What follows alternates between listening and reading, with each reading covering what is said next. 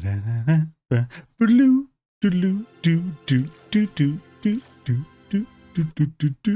be life.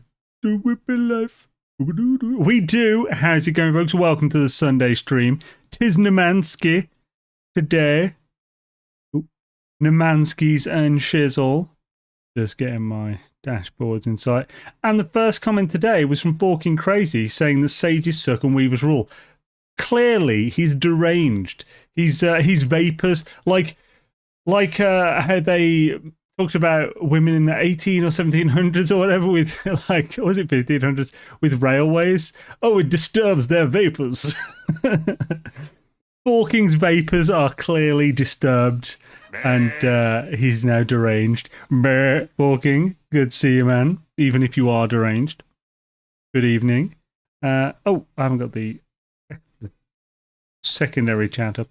You see, I have both chats in one, and then I have both chats also separately as backup, so I can always, pretty much no chance of missing comments. Not due to technical fault, anyway. Put that in live chat. Yo, Fable Mote, how's it going? I mean, Weaver, but the options on mobile are small. It's obviously Weaver. See? True facts. Wait, 3 votes and they're all voting Sage. Sucks more. What? Wow. I see how it is. You guys are trying to hedge your bets. I bet it's Forking with 3 accounts. That's what it is. Yeah. Must be. It's the only thing that makes sense. Tech Geek, how's it going, man? Today is it to you? Oh. Today we're going to do our part of the war effort. We're also going to do some building on this. We're probably going to have to get a few more things to add some stuff out, but we'll do what we can with what we've got first. Luckily, most of the decorations aren't like the plants and stuff that I want to do in the center here. Most of those are stuff that I've already got because it's from like Quicksilver and stuff, so that's good. Prismatic Core Progress, 26%, so it's gained 6% since Thursday, so 3 days. 6% 3 days, so 2% a day. Although that is like that's like 50 days. Yeah, it's definitely 3. So like everyone was like it's right, like Spirit and stuff were in the chat saying it's clearly going to be done really early. But like at this current rate, it's like 50 days. They're doing about super early, but I mean, hopefully. Oh, that's why it's not showing anything. Yeah, maybe it'll pick up. On poll, I meant Weaver, not Sage. No, well, you've already voted now, and oh, the votes are coming in. It's only 43% Sage now. This is good. Good. The legitimate non-crazies have come in now. I reckon we will have 25 days left when it finishes at this rate. Well, I mean, that insinuates that it'll be done in twice as fast as it's actually moving now. Because, right, we got... Well, it'd be 50 days to do the whole thing. Got 44 days left. So... I'm too tired to do head maths. So I'm literally just going to be like, calculator on my phone. Help me. So we got what? 74 divided by 2 is 37 days. So at the current rate, it'll be like 37 days. I'm just assuming, because it was 20% on Thursday. No, it's Sunday. And it's 26%. I don't know about the decimals. Difficult poll. I really can't decide between Sage and Royal. I mean, well, just, you know, roll a die or something, or, you know. I'm sure you dislike one of them more.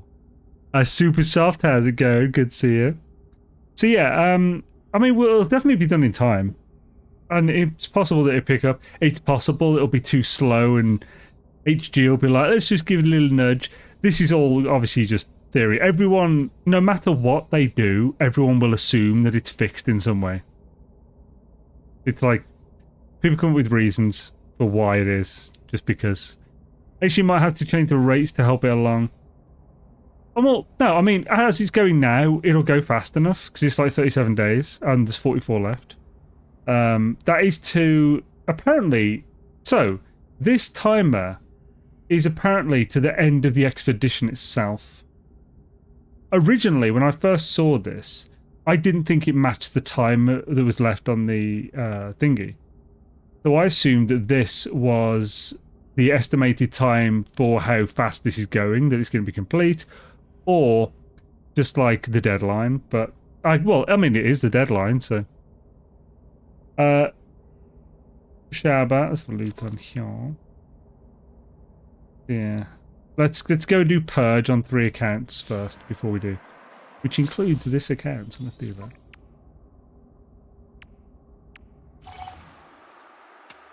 Oh, nice! It's just ammonia. Oh, actually, I don't have ammonia on all accounts, but like this one, does this? I mean, there's definitely fungal in the systems that we have access to. Like, there we go. Happy days. Let's go and get some ammonia.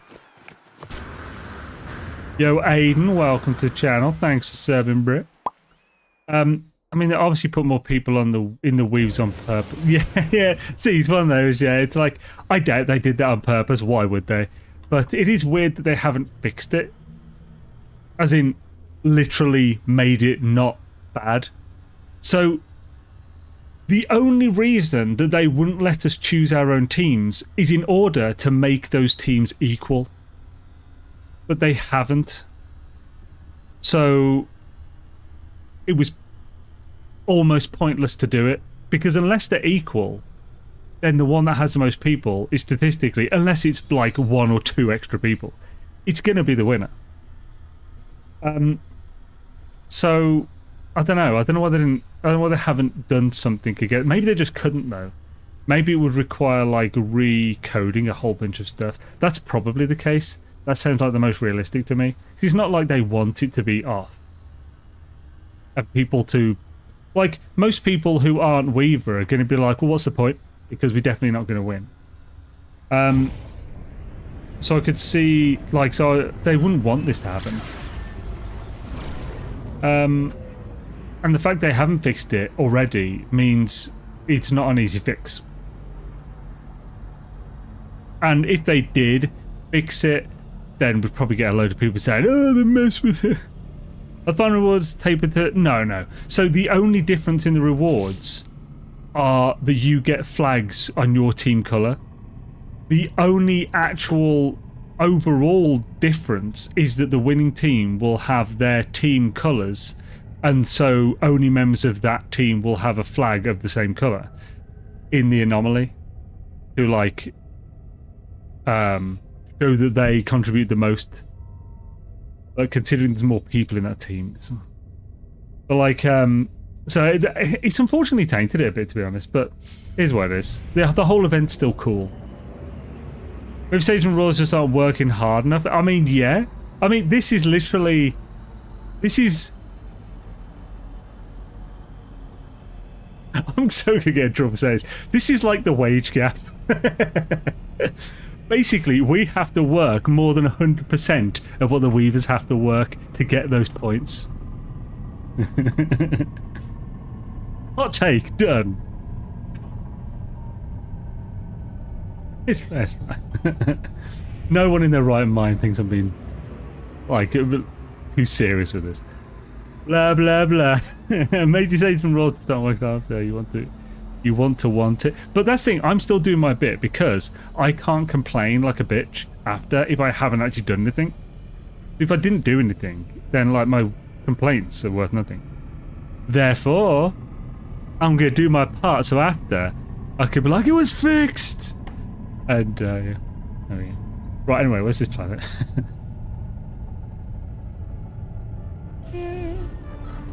Down to 9% or something along those lines.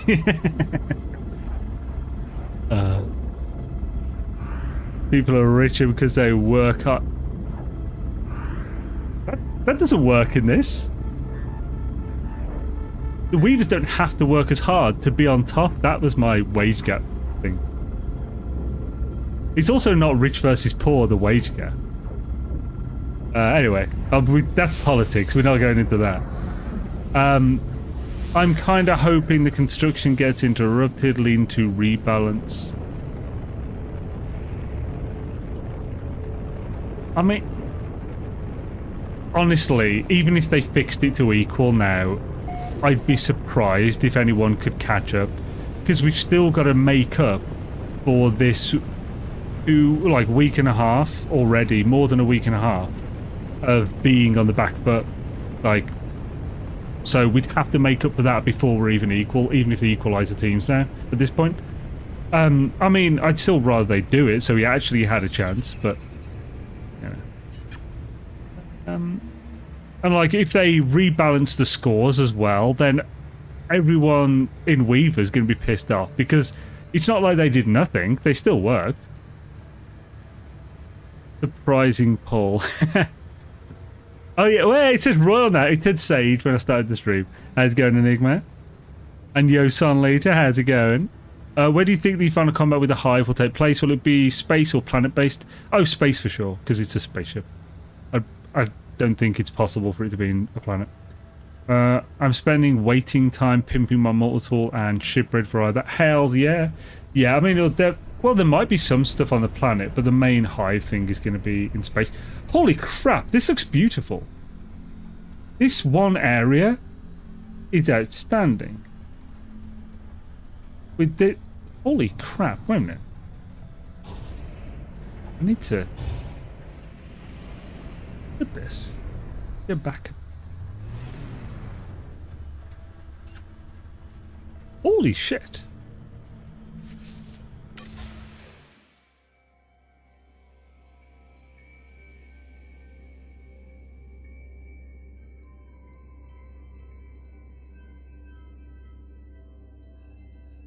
This place is gorgeous.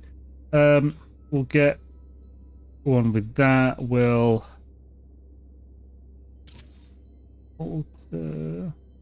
that's pretty nice. Got the purple as well. Jason will love this place.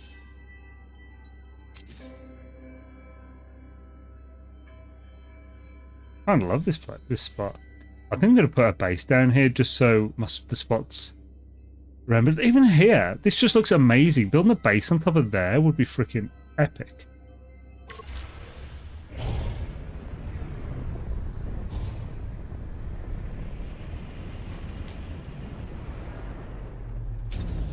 Light on milestone. Well, yeah, it's more of a big galactic community event than a normal expedition, isn't it? High five, talking. Last couple of days was the first time I saw the gap really open up. So yeah, I think it's already started. Yeah, it is. Yeah, I think a day or two ago, Weavers were 32,000 ahead. It's like it's growing by thousands every day. Would maybe mean a surprise milestone added. Well, then it'd just piss off Weavers though if they were like, and the final question is worth 1 billion points. You know, so. We might end up fighting the Hive, fighting in the Hiverglass, having to fight hordes of Centaurs. I very much doubt that, but it would be really cool. But I'm pretty sure it's not big enough. And, that would be so cool if we could destroy the weapon and it opened up, like, a portal like in the Anomaly, and we just flew through it, and inside was... That's not going to happen. That's way too much for this small team at HG to pull off. But it would be so fucking cool. Right, let's pop a base down here, because this is...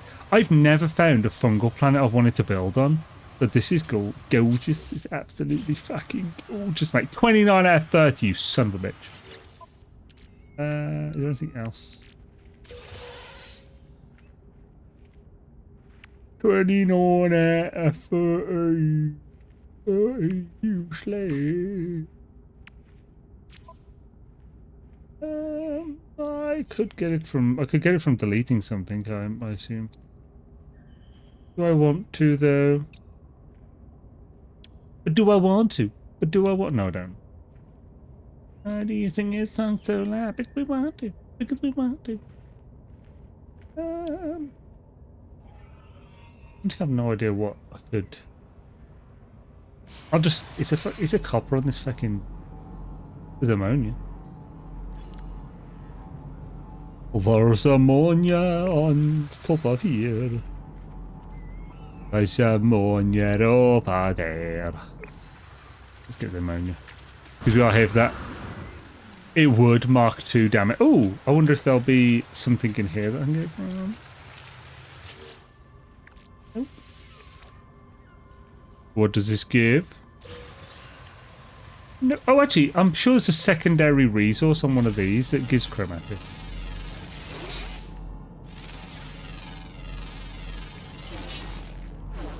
You got to control it. Get some of the chromatic whenever you're around. Boop, boop, boop, boop. Got this good do bit. Son of a lack of chromatic. This is a plant, look at it on that. And all of my systems are down. Down, down, down. Automatic. Yes, I have a keybind for first and third person.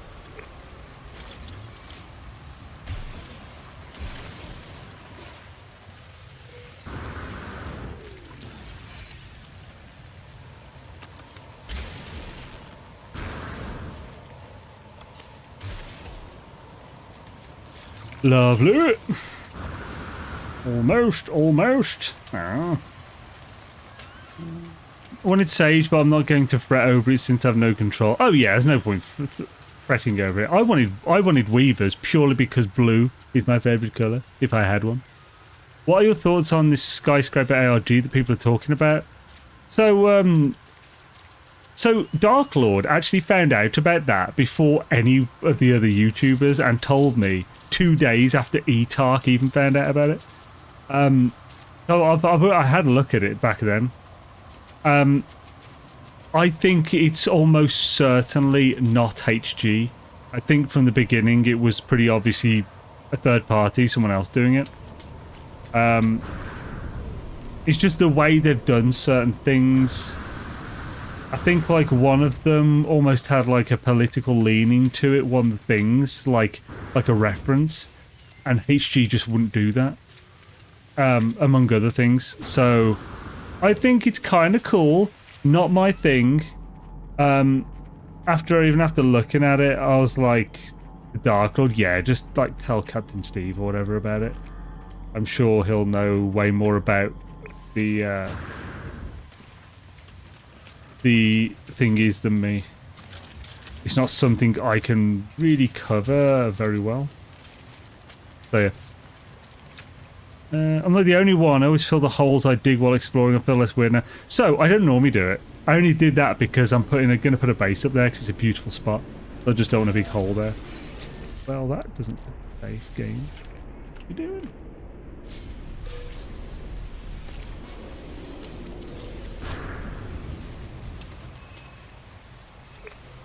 Rocky Robin, storm, storm, storm, Rocky Robin.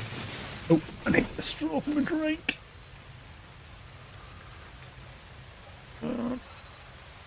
So, 3 more points to save. Do my part. Hells yeah. I got Royal. I don't care if I win. I'm just glad to be part of the experience. Yeah. I mean, the winning is a nice reason. The competition is a nice reason to keep getting involved in the whole thing for the duration. But I mean, it's still a cool event regardless.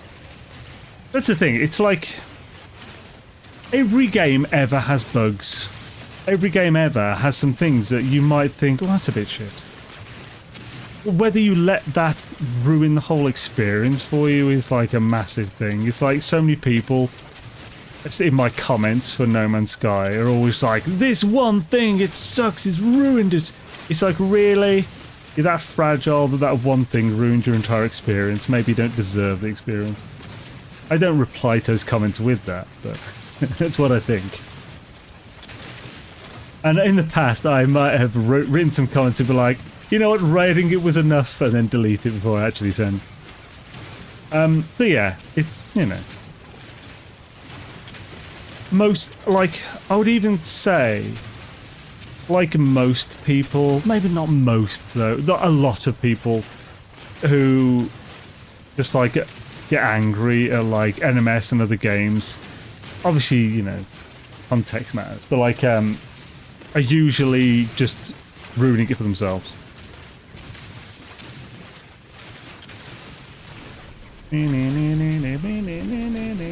But this is also a reason why I don't really want to do proper game reviews, because I'm like, you know, I really enjoyed Starfield until everyone just kept shouting in my ear about how shit it was. It's like, oh, it's like, yeah, if you just keep hearing people saying how shit something is, you just kind of can't see anything but what they keep shouting about.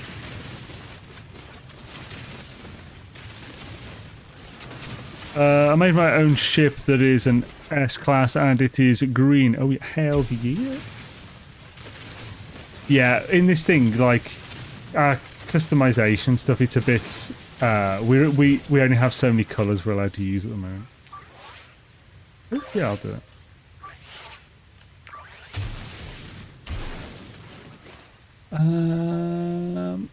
Oh, what's that default controller? Oh no! Did you say something bad? And then I was like, oh no, it's because I said I only do that one time.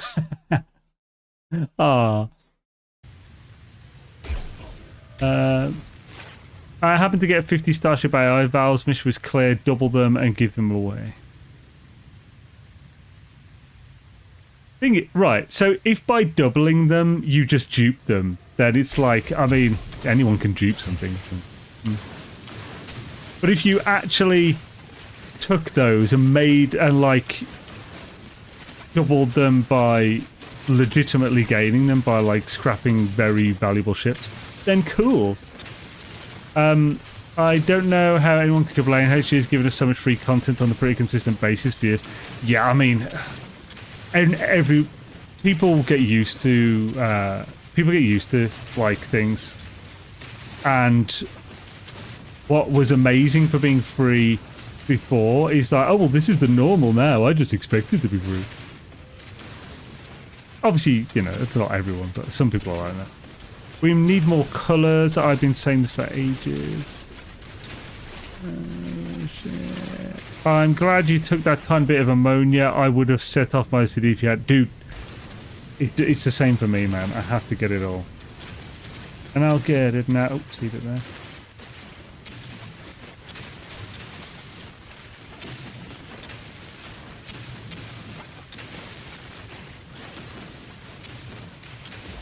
Last bit.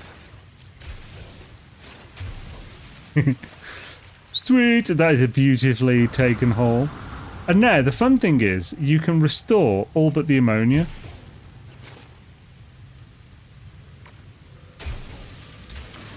You can restore to the exact shape that the ammonia took in the land. It's kind of cool.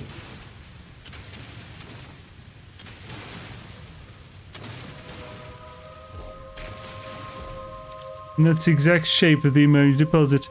Yo, Moonboy BG, thank you for the Prime sub, man. Very much appreciated, dude. Hella to you.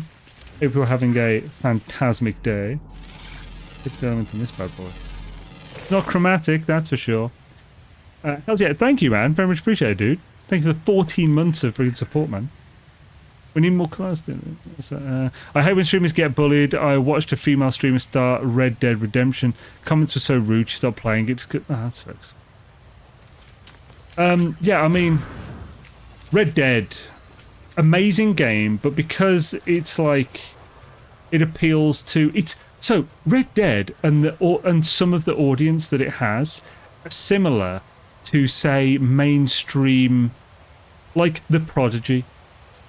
The Prodigy is an awesome band, but they appeal to so many different people that even when they played at Download and Metal Music Festival, they had some of like the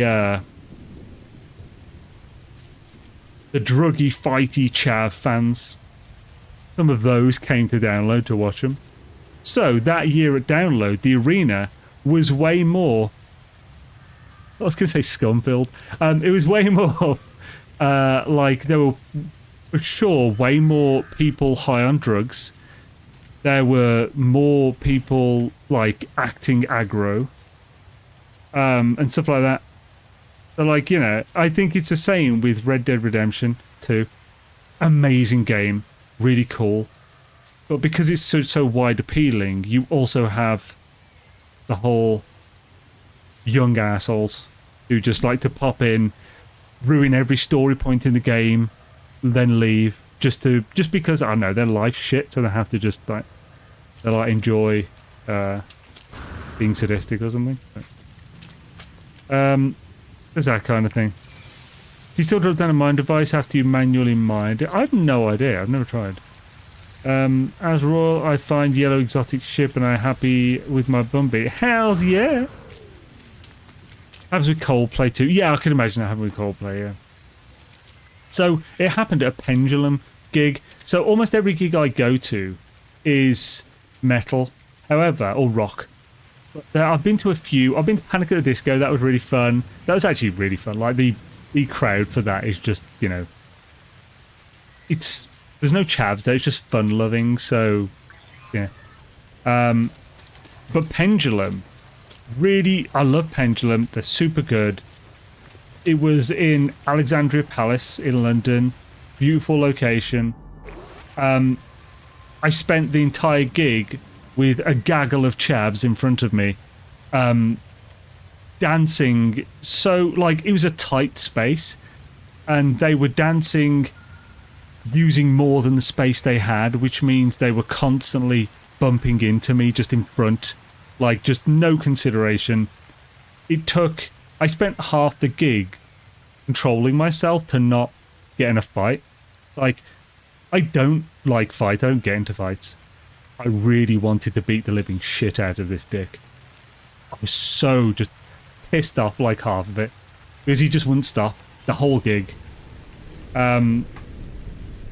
Like, I think at one point, as we were leaving, so I think my friend who I was with, who's like a few inches taller than me, he's like 6'6". He's massive. He just got between me and the guy, like, in the end. And I think he shoulder checked him just to get the fuck up. But yeah, it's just like, that's the kind of... I couldn't go to normal, like, pop and rave type gigs just because of that type of crowd. I just can't deal with it. Do you notice that the new jetpack has the royal symbol? I've just noticed yesterday. Does that mean that we all meant to be royals? Let's have a look. Where's the royal symbol? Oh, are you aware that you can choose multiple different symbols for it? So, is it possible that it has every symbol? Possible that. But I haven't noticed, no. But I've noticed that there are multiple symbols to choose from. I think a Burberry of chavs. Oh, I like that. Panic would be a cool concert, I think. Yeah, it was good. It was after that album. It was that tour, the tour of that album that has, like, that horrendous mobile phone vibrating sound on the one side. It's like, the whole album is incredibly catchy. It's like the ultimate album to get stuck in your head. And it was for me for ages. Like, Panic isn't the type of music I normally listen to, but, like, I just enjoyed listening to that album. Got stuck in my head all the time. I need copper.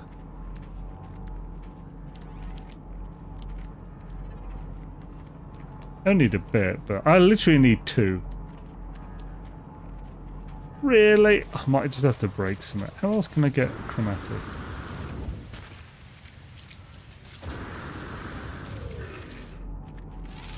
That's primary anyway, it's plant.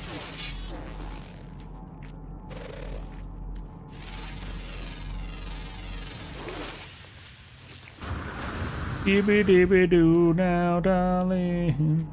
Begging you. Oh, biology. You can choose between 3 teams and the swam for a symbol. Okay, so yeah, this has all 3 teams. That's cool, though. That's cool that you can have it has all 3 symbols there. I didn't realize it had symbols, so I'm glad you mentioned it, Snake. That's cool.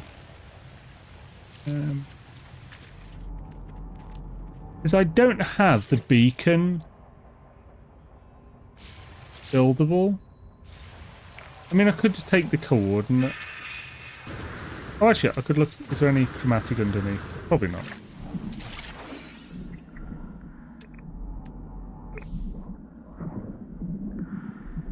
I mean, the pearls go into like pyrite, don't they?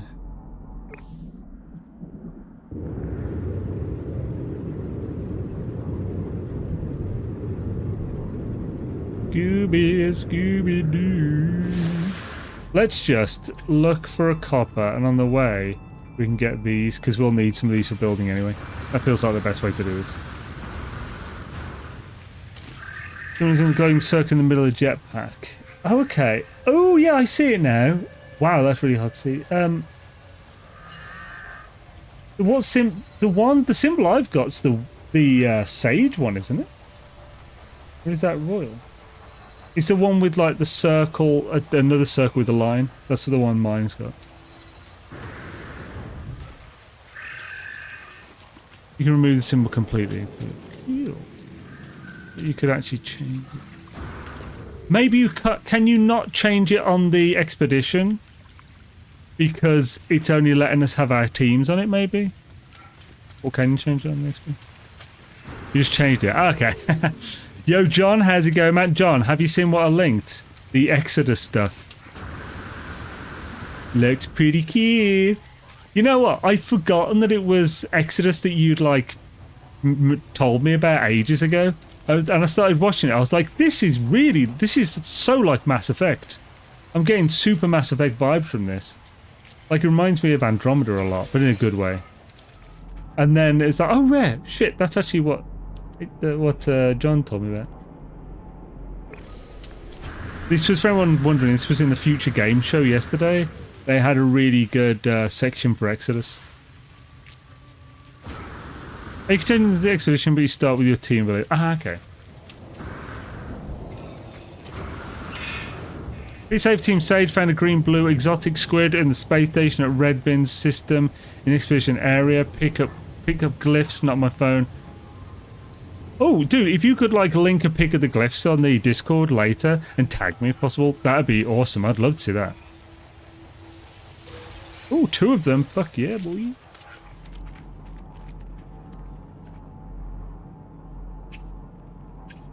There was still no Capare, so let's keep getting them until we find Capare. Capare, darling. And I watched Mr. Hulton, and he covers Mass Effect and other side. Oh, what's...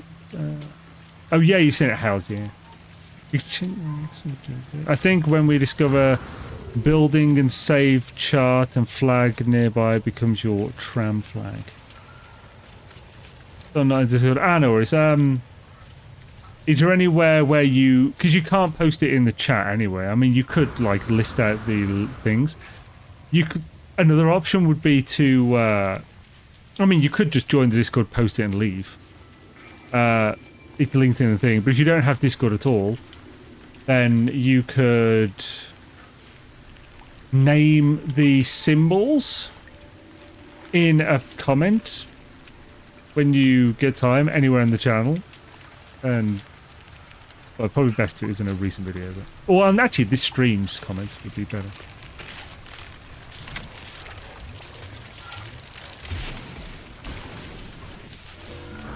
Jen seems to have gone all hope shopping channel selling Pepsi on Twitch.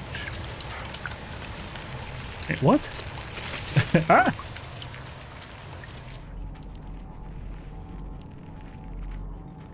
Dibby-dibby-doo now, darling.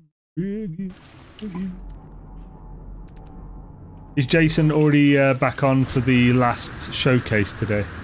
I know there's one today. I don't know what time it is. Oh yeah, dude, there's no rush or anything. You can, like, I'm not saying do it now. She said your phone isn't with you and stuff anyway, so... I mean, obviously if you can do it while I'm streaming, that'd be awesome. We could actually pick it up in the stream. But, it's like a sweet new Discord. Hells yeah, welcome, Snake, to the Discord. Snake. Do do do do do do do do do do do do do do do.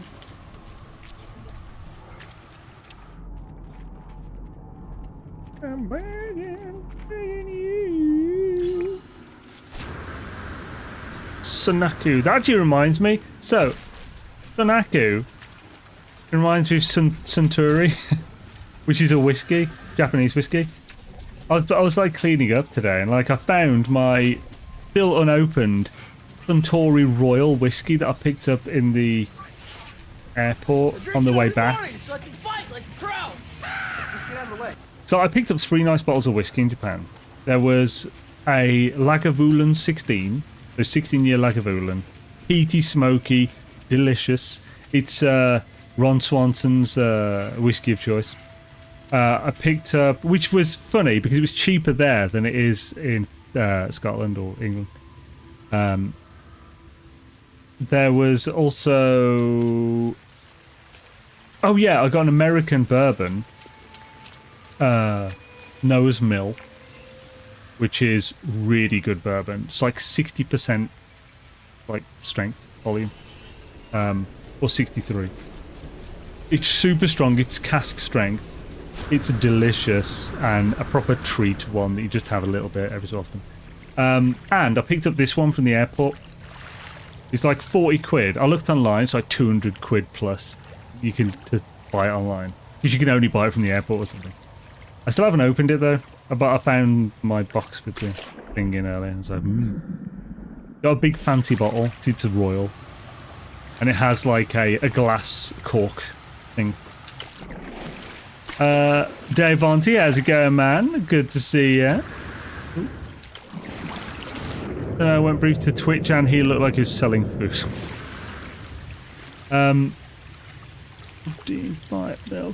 Yeah, just enjoying some cookies and Pepsi right now. He's snacking on those with passion. Right, let's get this.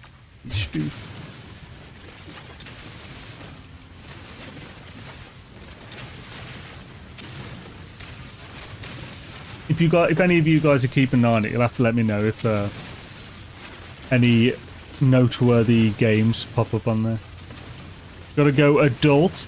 Healthy air. Hope whatever you're adulting goes swiftly and swishly. Scooby dooby doo. Skibby dibby dum now, baby. I mean, we don't need all of this. Do I get the whole thing? Oh, we might need more. Let's just get the whole thing while we're here.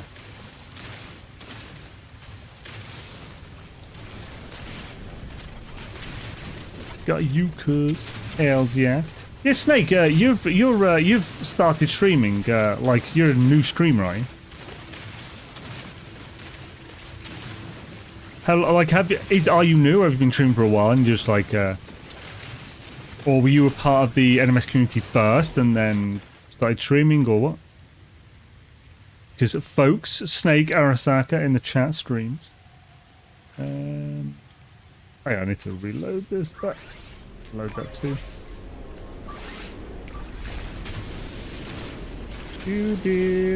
For those who don't know, of course, if you have the thing on this, make it as small as possible. Am I going to get obliterated by a storm? Yep, damn it. You'll get more. Effect off the second it hit me. I mean, I'd rather it not hit me at all, but at least effect off. Yeah, I'm getting started in learning how to edit. My YouTube channel is Snaky Saka, though. Oh, so that's not... Oh, as in the actual name, but yeah. So, like, Snake Arasaka is the at. So, are you're on the channel now, though? That's your... Like, that's your channel account, right?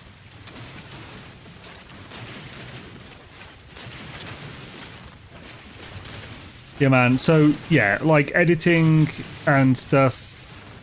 It's a long journey to learn. I still learn new editing techniques now. I mean, less so, but like it's not something you just learn and then start making videos. It's something you just make videos to learn and keep getting better, try new things over years and years. I don't know. I suppose it's like any skill, isn't it? But yeah, there's so much you can do with editing. There's so many ways because it's basically an art form. There's so many different ways you can like just do anything, even just like transitions and shit. Like when I first started editing and stuff, I used to go heavy on the transition. So I'd like do like a lot of cross fades and stuff. Which cross fades are like, it's the most basic. It basically means like a dissolve. So it's almost like the opacity of the video. Like, I'm trying to think of the best way to say it. You have the video and then the next video and you're transitioning between them. It essentially overlaps them and then like alters the opacity so they equally fade into each other, like really seamlessly and smooth. That's why it's like the basic one, because it's like, it's just smooth and you kind of want that with transitions. I used to overuse them to hell. My transitions nowadays are almost entirely just frame to frame, it's like next frame over. I almost never actually merge them in any way. I just feel like it's way cleaner and nicer that way, just a straight transition. Keeps the interest better. The only times I use actual transitions, which I use a professionally made transition set with effects set, which I actually paid like about, I don't know, 80 quid for, I think. That's for mainly between like sections of the video.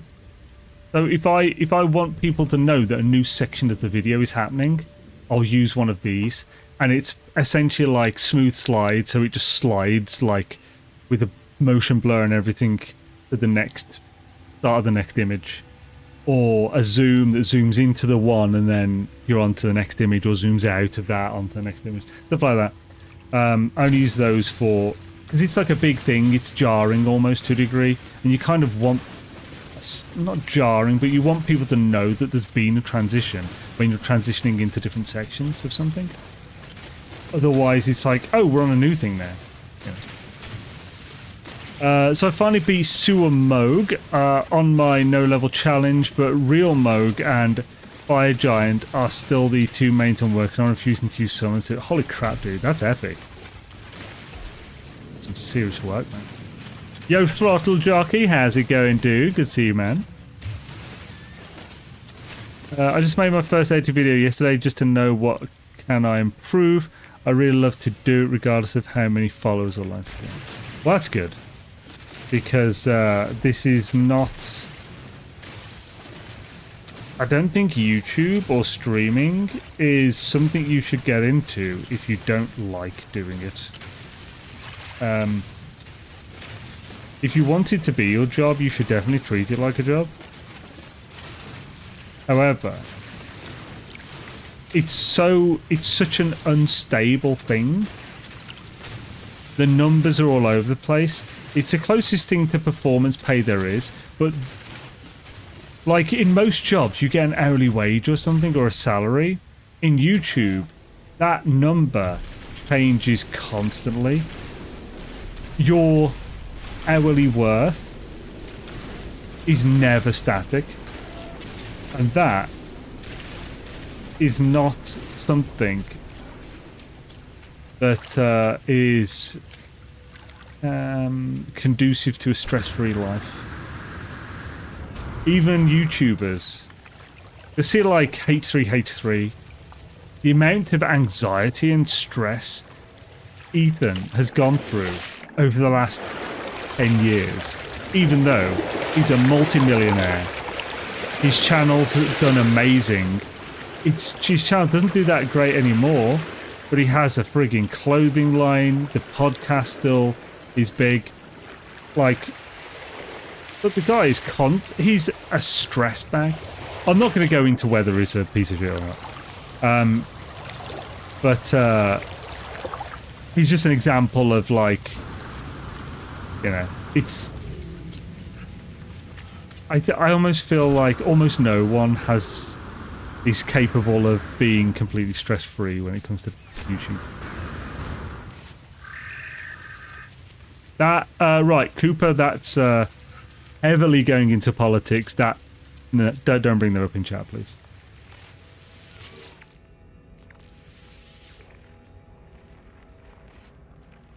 And just nanites. Did I collect the thing from this? I didn't. Sweet. Hello. Picked a few of those on the way as well. But yeah, so yeah, when it comes to YouTube, just yeah, it's not. Oh, what's a word? I don't know why I'm trying to trouble find this one word. It's stable. There we go. It's not stable.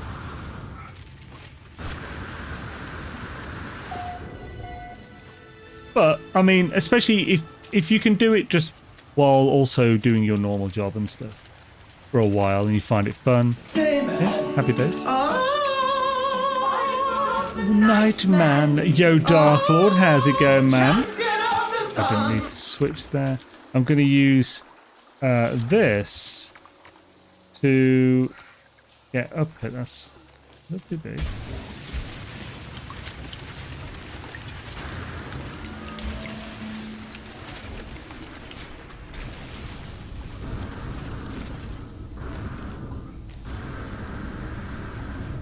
Someone like you, if you're earning enough to sit at home, play games, generate an income that can sustain you, that's enough, yeah. So, if you're hitting those, yes. But what I'm saying is, like, unless you've reached past a certain point, so, I'm not going to go into, like, earnings and stuff, but there are many months that I'm barely earning enough. Sometimes, and there's many reasons for this and stuff, but like there's also living and there's saving for the future and everything else. Two very different things. You actually have to, if you're trying to take on YouTube as a full-time thing, you have to oh sweet, can we go there? You have to.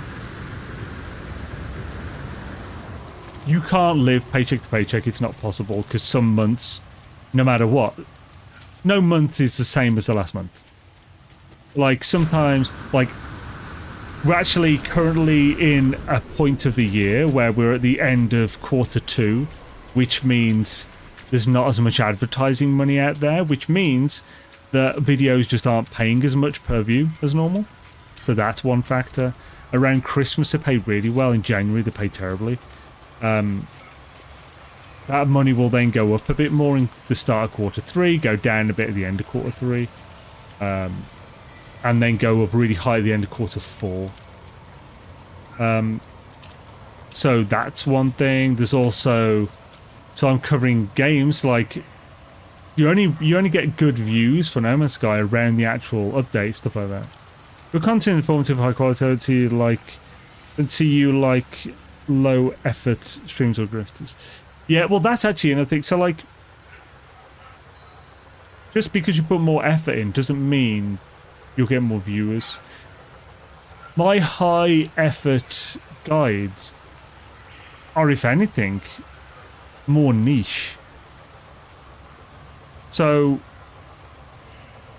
like my guys don't always get the most views. There's often a guide that had way less work put into it.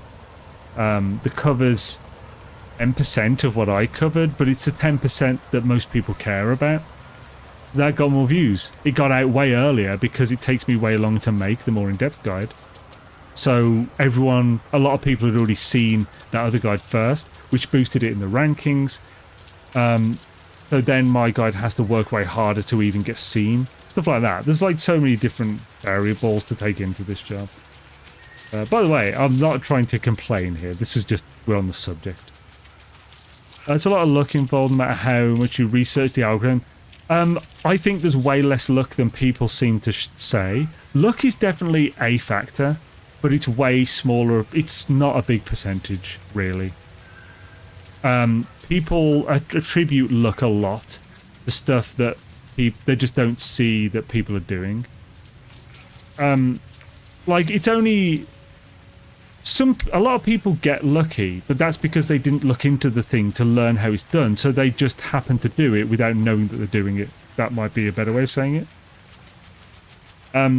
If you constantly research, like, B, Jason, Bob, Beebs, we've all been like constantly researching how everything works, testing stuff.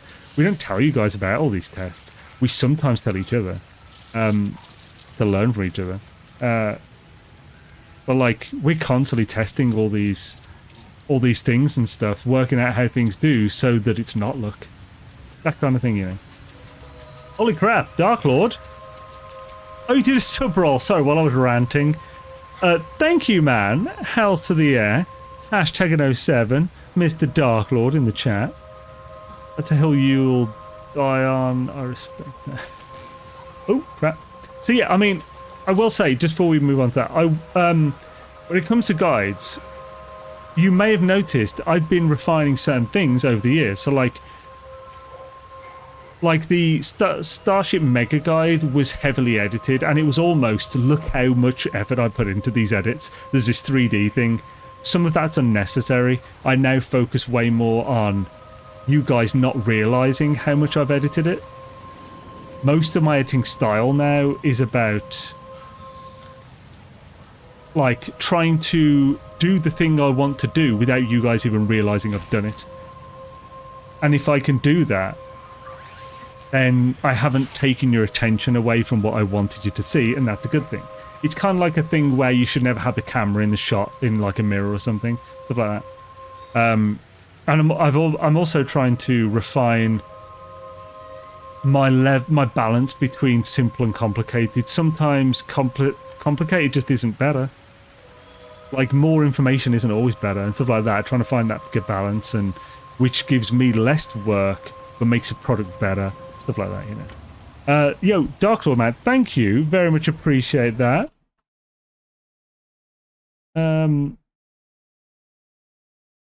Welcome to... Oh, God. Why is he so small? He said. So, yo, Arwen Lone Star, Trav Machine, Ninja Bacon... Oxygen Forever. That would be helpful. We do need that. Tyra Marker, Forking Crazy, Dragon Papa 75, Overlord Thurston, and Shift 6. Hell's yeah, welcome you guys, and thank you, Dark Lord, again, man, for those friggin' gifted subs. Very much appreciate it, man. Good day to you. Thank you, man. Very much appreciate it. When I say luck, people don't really know what the next big thing is going to be. No one would have expected games like Among Us have kicked off. So yeah, I agree with that. However, it's not luck that people who got big off Among Us got big off it. So it's like, it's luck that... It's like, to a certain extent, they didn't know that was going to be big before it got big, but knowing the warning signs of something getting big and getting on that early is skill for sure. Some people who got big off it may have got lucky in the fact that, like, maybe even this, like, maybe a friend was like, oh, this game looks cool, I'm enjoying it, why don't you try it? They tried it, and they tried it just at that specific time. Because, like, so basically, it's just that thing where luck is unintended. It's like an unintended result. So if you didn't have these smarts and know when to recognize that opportunity, but you just happen to do it without you knowing that you doing this is going to be a good thing or likely to be a good thing, that's luck, yeah. I have a thing with luck, because like Gek always used to call me like lucky when I'm doing stuff that, well, no, I like if he does one random roll and gets something terrible, and I do a load of stuff in a smart way to get 100 rolls and get something good, that's not luck. I just got 100 extra opportunities because of the thing I did. Like, there's obviously some luck involved, but like, there's this whole thing. So like, it's almost like a chip on my shoulder with fecking luck. Space Daddy slipping us info Mickeys. I'll say it is to be creative and enjoy it. I asked for feedback on how to start. Once they told me starting is the hardest part, that made me push myself. Honestly, yeah, that is actually a thing. Just do it. It's like almost everyone will. I think the best advice for starting YouTube is to just do it. Like, don't spend forever wondering how you're going to do it. If you've never done any kind of channel, you don't know. It will take you way longer to try and figure out how to do that without doing it than just doing it. So if you have this amazing mega idea, then definitely do some research. But maybe just make a bunch of videos. If you learn a load and you want to start over again, you can do it with the same channel. You can just make another channel. It's like when you start No Man's Sky, if you don't have the knowledge to do it, it'll take you like 100 hours to do this thing. But if you know what you're doing now, for like me, it will take me like 5 hours or something. Because I know what to do with everything. That kind of thing. Well, that's the thing, even with learning video editing, you should definitely get like the very basics, like how to use some like DaVinci Resolve or something to do like the most basic, just clip together clips. Do that first, but then just do it. Do that, make a thing. Don't just watch a video. Watch the video, make a video. It's like with coding, they always say the first thing's a hello world. That's why I like the joke in this. Like hello world. That's like the first thing that coders are generally taught for making a website. You make a web page that literally just says hello world. That's it. That's the first thing you do. And it's the first lesson. You don't just read, you do. You know what actual Lurk GG felling mark is first go? Yes! He's saying question with new information from Cyberpunk on the current NMS expedition. Should we be all 3 missions? Oh, well, I made an entire video about that. Didn't you? I thought you reacted to that video. I thought you watched that video, didn't you? So I made a whole video on that because I asked him for the info and then I made a video on it. So the too long didn't read take of this. Oh, we have an address in chat. The too long didn't read take of whether. There we go. Too long didn't read take of whether you should do 3 missions. The best way, the peak competitive way, is to have three saves. Do the purge mission on all 3 saves every 8 hours. It is reasonable to expect that limit of 3 missions is per 8 hours and not 24. However, it's usually 24 in the previous ones. The label that says 24 just hasn't been updated, so we don't know for sure. So it's reasonable to assume that you can do 3 missions every 8 hours per account. So, which means you could just do 1 save, all 3 missions every 8 hours and be fine. However, you could do 3 saves, the purge on 3 saves every 8 hours, and just do 27 points for your team every day. Just your team. That would be the peak competitive. I can confirm the first thing learned was the Hello World webpage. Yeah. There's a lot to learn, especially with video editing. Hells yeah. Choo choo. Damn right, Maverick. So yeah, that's Grumpy Old Sloth the Scribe has put the address there. Trying to learn Discord and post a pics. I saw the 3rd squid 3 nights ago. Spent a few hours in the station to get it. Oh, if it takes a few hours. I mean, we could have been doing this while I've been chatting, but I'd love to show that in a video. But so essentially, I may as well mention it now. I am going to be away for the next basically week and a half. There's a good chance I'm not going to be able to get a single edited video out in a week and a half, which sucks because I've been doing daily videos or streams for the last week and a half, and that's been really good. I've been enjoying it, getting back into it, doing actual proper videos out. However, that's not just a week and a half of me doing nothing. I'm going to be spending a full week of that pretty much doing nothing but write scripts. I'm going to see if I can stream next Sunday. It's not guaranteed. And if I get a chance, I might stream Thursday. I definitely can't stream Tuesday. The basic of it is, I'll see if I can stream Sunday, but there might be no streams for a week and a half as well. But we'll see. But after that week and a half, we're going to be back stronger than I've been in for years, with content, building up to the 10th anniversary, and yeah, we've also got Valheim coming out in the next couple of months, probably. Valheim 1.0. I really want to cover that. I love Valheim, one of my favorite games. In probably 4 months, we got Windrose, first update for the early access. Definitely be covering that. So yeah, I don't know. Think the future's looking good for, I don't know, my outlook, the channel, what I'm planning to do, gaming for survival crafting lovers. Green squid. So I've just taken a snip of that, Grumpy. Thank you. And I'm just saving that. So it's got the snip with the address. I've saved a green squid in my pictures folder. So I'm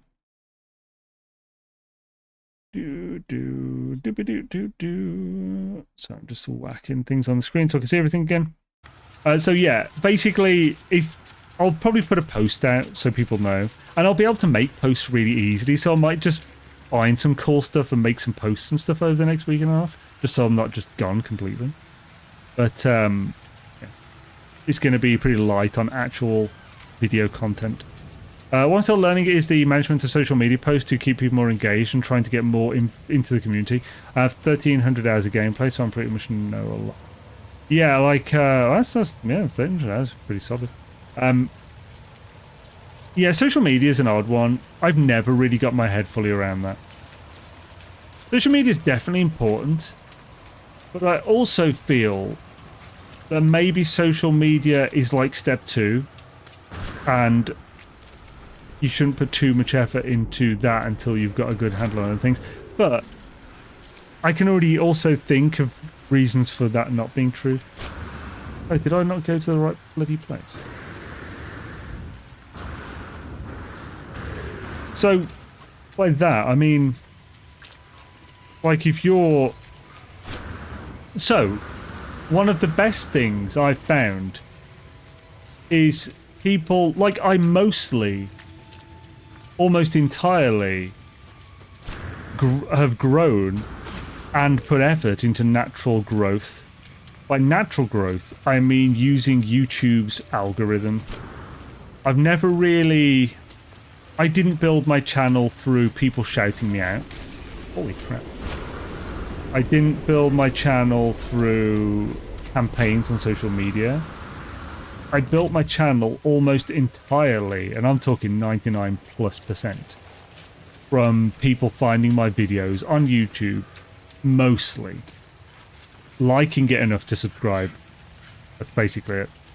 And I stand firm that that is the best way to get subscribers. Because if you... Let's see if we can find a deuterium to get up there easier. Because if you get people to sub through shoutouts, if someone does a shout out for you and just asks people to sub, they might, a lot of them are going to sub because a person told them to, and it's like, oh yeah, I'll sub anyway. They didn't sub because they liked your content. They didn't watch your content. They just subbed because someone recommended them to. So they might check it out. But the highest chance that someone's going to check out your content is if they subbed because they liked your content. And they're only going to like it, know they like it, if they watched at least a video of yours. Probably 3. I think it takes an average of 3 videos for someone to subscribe to a channel. That's a legitimate statistic, by the way. Just pulling things out my ass. Ah, there's deuterium. What else? So yeah, basically, subscribers gained through the watch page by who naturally found the watch page by far, but by and large, the best subscribers. Because they only subscribe because they liked your stuff enough to subscribe. So those are ones you should focus on getting. This is very subscribers and numbers talk, but when you're talking about, when you're analysing your analytics and stuff like that, you have to think in that way just for that specific thing. Obviously, that's the great thing about streams, that you actually get to talk to everyone and talk on a more personal basis. Obviously, you should also try and stay away from wrath. Ooh, I managed to save it. You stay away from like doing parasocial stuff too much. Actually, I should fix this. I'm going up. Man, I just didn't get any lift off that, did I? That was awful.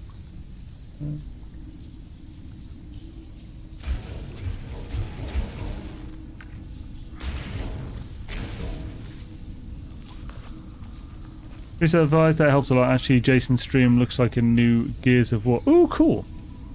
I mean, yeah, if there's anything you're curious about, I'll definitely help where I can. Just try and be specific in what you're asking. It's really tough to give, like, one of the worst questions to answer. There's two questions that I get sometimes that I just can't answer. They are both, got any tips for No Man's Sky? Like a new player, it's like, I have 1,000 tips. How the hell am I supposed to list these off? And got any tips for making YouTube videos? It's like, oh, you know, I like the people like B, Jason, Bob, Beebs and stuff. We've learnt this over like, I've learned it over 9 years now, or almost a decade of just doing, and I learn small bits a little at a time, you know. It's like, it's hard to say. I didn't learn this from anything. I learned it by doing lots of little bits at a time. So it's like you don't have a list in your head of like, okay, so first you want to do this, because you just got like completely bits and bobs. It's like when you learn something, it's a completely different thing to learn something yourself than to be taught something. Like when you're taught, like when I learned Photoshop completely by myself, just playing around with it from when I was 19. Just fiddling about, doing stuff, trying new things. I didn't even realise, I didn't even know what the word crop meant until a couple of years into doing friggin' Photoshop, playing with it. Because I was like, what the hell, how do I do this thing? It took me ages to find out that what I want to do is called cropping. And then I was like, okay, oh yeah, there's literally just a button for crop, like an option for cropping in the image thing. You know, you have these gaps in knowledge that that would be extremely basic to someone who was classically trained, but yeah, like that kind of thing. Anyway, restore. Gears of War E-Day, cool. New Gears of War is pretty cool.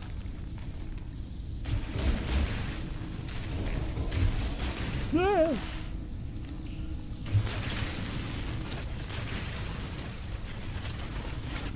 Hey, we're up to the top. Always think about landscapes and crops, you'd think it was a farming sim. I think I watched 3 Andromeda weapons testing vids before I sub. So yes, you are the average viewer, John.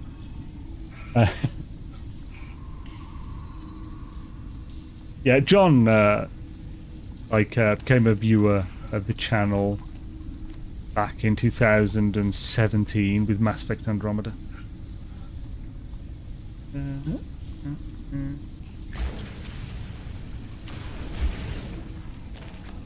Hells yeah. Oh shit, I'm right on the edge.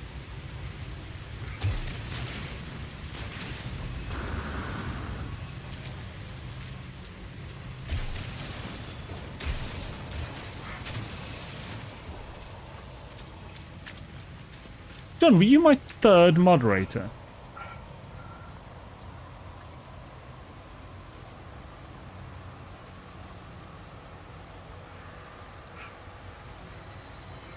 Because you had Daniel.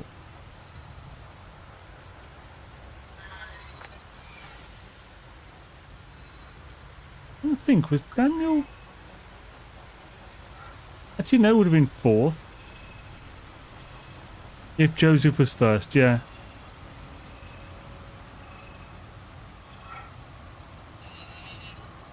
Thinking... Yeah. I think it was Joseph Bonzi.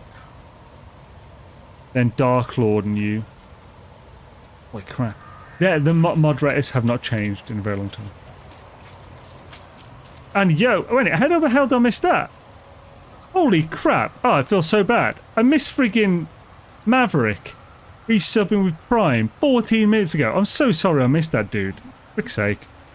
Me ranting and rambling, all self-important like. If you're still there, man, thank you for the Prime sub and and for supporting for 28 freaking months, man. On a 10-month streak, that's badass. You dude. Right after the election.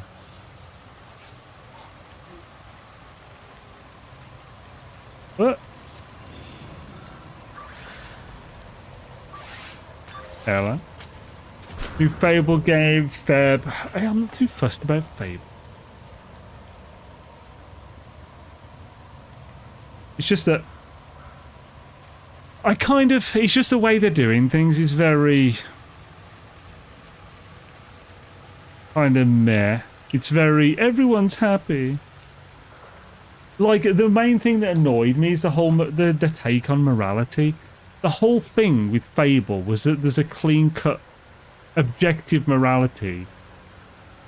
And then there's like, but like, they're talking about, well, for demons, then maybe like murder isn't so bad. It's like, oh, that's fucking stupid. Okay, so who gives a shit if demons think that murder's fine? Like it's like, yeah, anyway, like that just shit. That was stupid. The game is for sure coming out February. Because I loved... Oh wait, you heard the ARG was real? By who though? Where'd you hear this? Unless it was from someone at HG or someone who knows someone at HG, then it kind of doesn't really mean anything.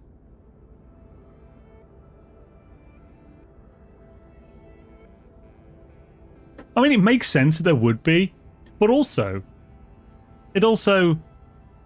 like, there are a lot of fans. Someone could definitely do, like, a fake ARG. Hot pancakes laid with a vanilla pod ice cream and grated Belgian dark chocolate company, bro. Oh, that sounds fucking good, man. Nothing to happen in more than 6 months is for sure. Oh, do you mean the Fable thing? Oh, well, they said Fable is coming out 23rd of Feb 2027, so... Believe it or not, I'm a bit of a fan of Fable. I've been waiting for this new Fable game for a while. So, I'm a massive fan of Fable. The original Fable was the first RPG, proper RPG I ever played, and I freaking loved it. It got me into RPGs. The second one was The Elder Scrolls Oblivion. So, Fable, I loved it. I played the living fuck out of it. I was a bit annoyed when they changed Jack of Blade's voice in the Lost Chapters. So to me, Jack of Blade still has this voice. It's a little bit camp and it sounds hilarious. And I'm gonna get you. You know, I love it. It's so good. But like, hey, sweet. But yeah, I freaking loved Fable. Fable 2 was a bit meh. Because with Fable 2, it was really easy to overlevel, and I did, and everything was kind of meh and easy. It wasn't as immersive as the first one and stuff. This one was so good. I got Fable 1 this year, so I had to pull out my Xbox 360 and played the series again. Hells yeah, dude. Yeah, 23rd of Feb for Fable. I just reviewed the stream again. Hells yeah, awesome. Recent stream, we got Halo. Halo campaign evolved. Ooh, cool. Yeah, is this the remake of like the original Halo they were talking about?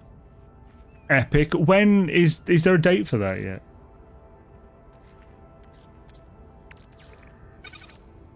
We got a lot of copper. We got a lot of copper, baby.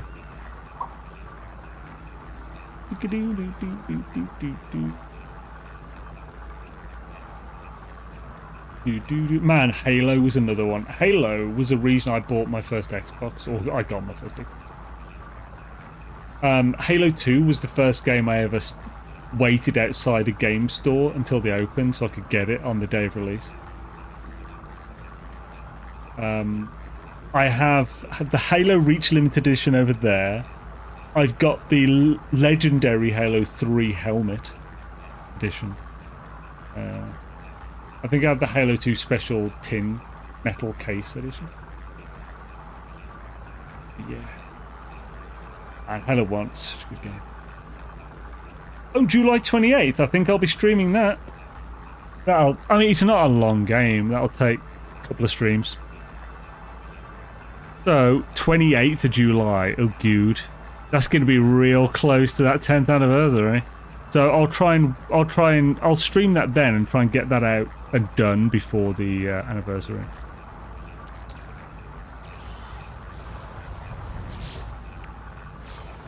I'd almost forgot that that's the entire reason we were here. Put a base down.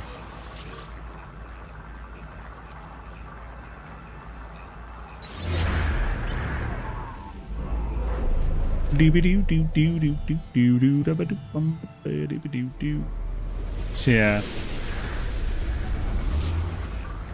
Yeah, I mean, I'll probably still check out Fable, even though I think they've definitely made it shitter than it could have been. I think, beginner. Resonance, a Plague Tale, Legacy. I don't even know what that is. If you like it, then you gotta put a base. If you like it, then you gotta put a base on it. If you like it, then you gotta put a base. Resonance, a Plague, a Legacy. Oh, upcoming action and adventure game developed by Asobo and published by Focus on Intent. Prequel to Plague Tale Requiem.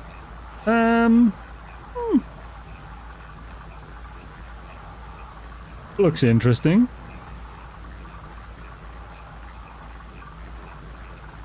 Might check that out. Persona 4. I've never played a Persona game, but they're really big. People love those games, don't they?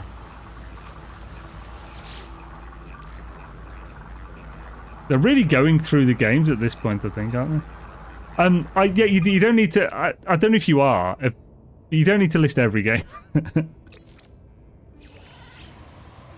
Just ones that sound particularly interesting. Zach Braff was on Modern Wisdom yesterday, by the way. It's pretty good. Yeah, what's Modern Wisdom? I've got no idea what that is. Oh, I haven't named this.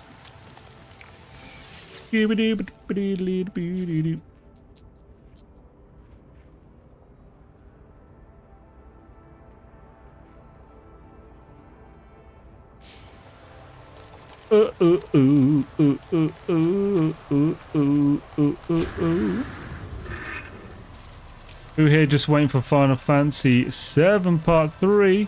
Wasn't that... Is that mentioned today then? I thought, wasn't that mentioned yesterday? Maybe it wasn't. Well, no, I specifically asked for any cool sounding ones. So if that's what you're doing, then sweet. I think that's for every single game.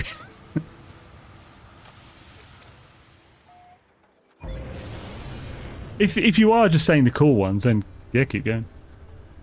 I'm going to send the ones I see into... Okay, cool. Yeah, that's cool. I do want to hear those, for sure. That was announced Friday. Friday. Oh, yeah. So, yeah, Darker was saying that if I'm going to play it, now's the time, because the first 2 parts are going to take a while to complete. I'm definitely... I really want to, so...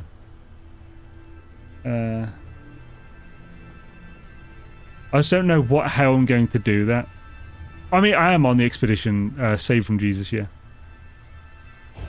Right, so we got that stuff. Let's go and hand in the Purge mission. Spent way too long doing this. But we got loads of ammonia now, at least, and we got a new base in Epic location. I fucking suck. If you like it, then shit, bit ring on me.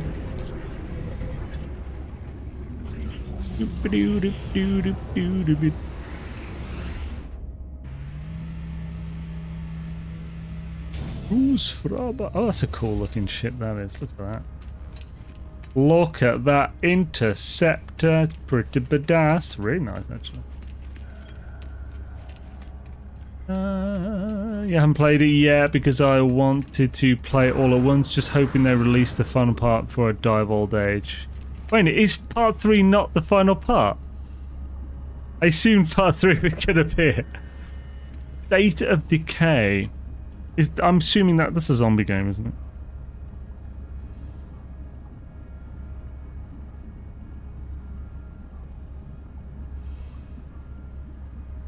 Open world survival game set years after a zombie apocalypse nearly wiped out humankind. Evolving zombie threat has taken over the landscape and you need to carve out a life. Holy shit, that sounds amazing! Oh, I'm playing the fuck out of that. That sounds like something I can make some guides on and shit.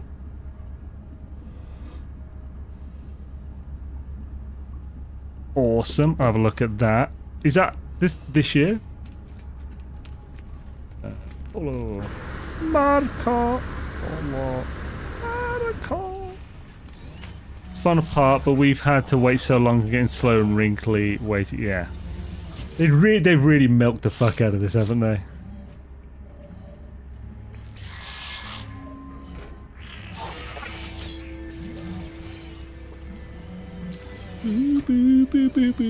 Oh wait, what? I could have sworn I hit the purge, not the restore mission. For fuck's sake. After all that, it was the wrong feckin' mission. Oh fuck, this is the purge, son of a bitch.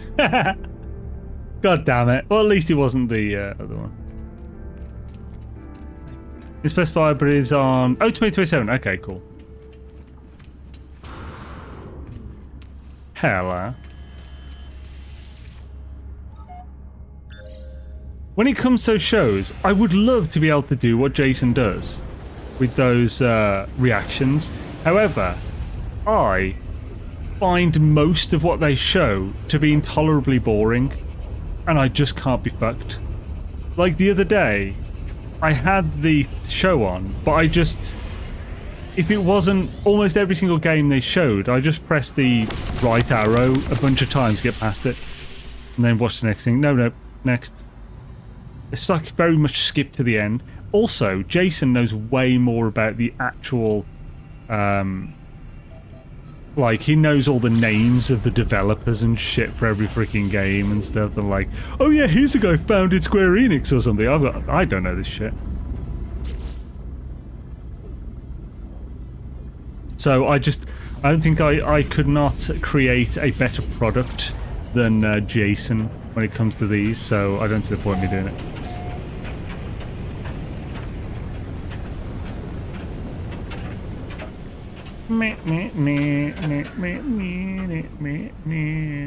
Can't believe I went to all that fucking trouble and it was a restore mission, son of a bitch. Son of a bitch!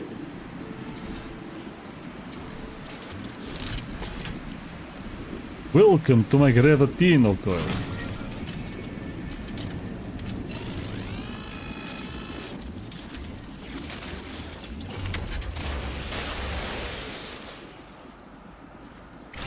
Oh, I've got no ammo on me? What?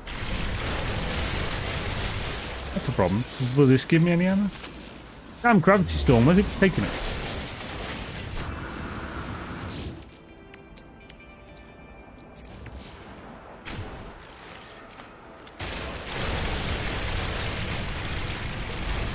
I was hoping to get a video on making this weapon out before my week and a half away. Didn't work out, unfortunately, which is a shame.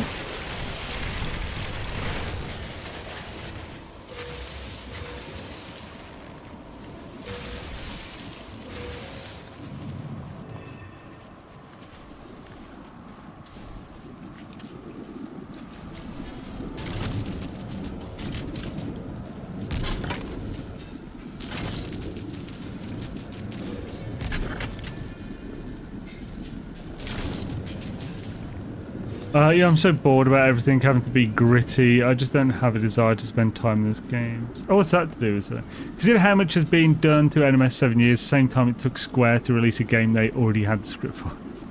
My earworm bait worked. Damn right, bro, did you bastard. I'm so bored about everything. Hey there, chat, checking in, Yo Gina, for the missions. This is starting to feel like a jab now, but I'm having fun. No, it's good if you're having fun. How's it? Cool, so after your shields are replenished, you then get HP points from remaining barrels. Yeah, it prioritizes certain things, and like as well as like hazard protection stuff. Obviously, if that stuff's full, I think you might get more chance of loot, but...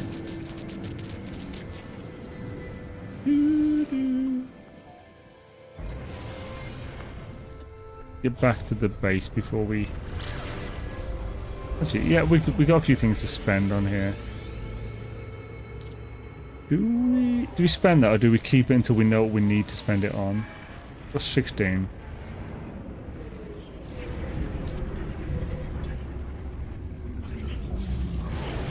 Ah, Metro 2039, Feb 27. Joseph was the one who got me into Metro originally, because he loved those games. The moderator Joseph. But I never really. I remember I tried streaming them and like just no one really gave a shit, so I didn't finish them. Oh, what's that? Oh, that's news. What I'm saying. Last time I played, I still needed meat in my pocket. Oh, really? Okay. Oh, wow. The chat your shields. Are you storing your meat and milk in Cronus's baby Barbie kit to save space? Oh me.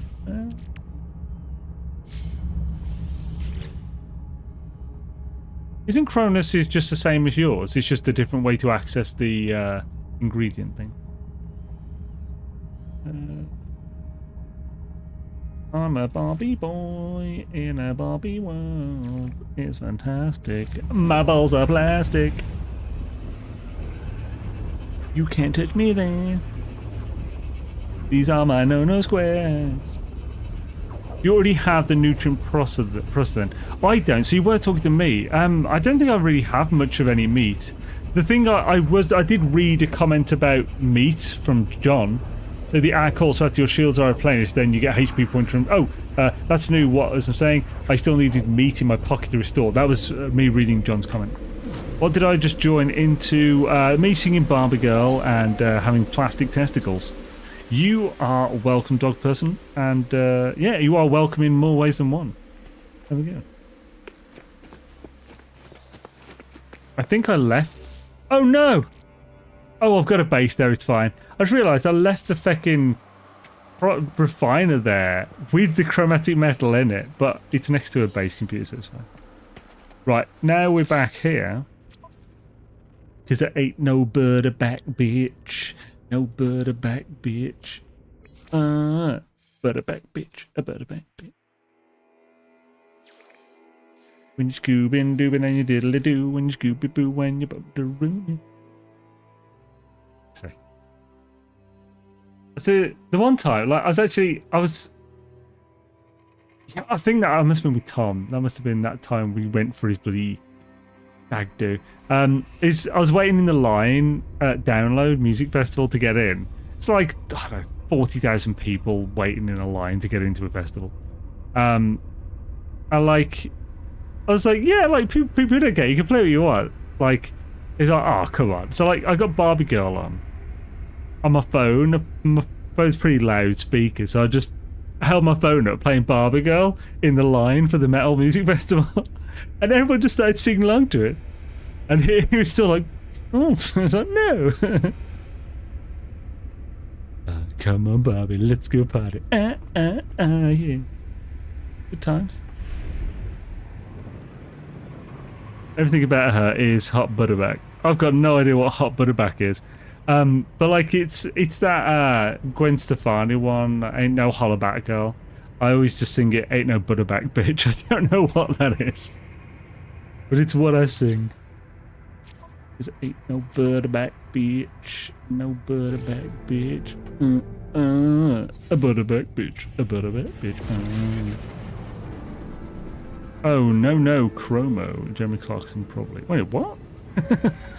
The frick is that a reference to? By the way, today I am enjoying Critical Role's Heart of Exandria flavour. Delicious. Still not sponsored, but it should be.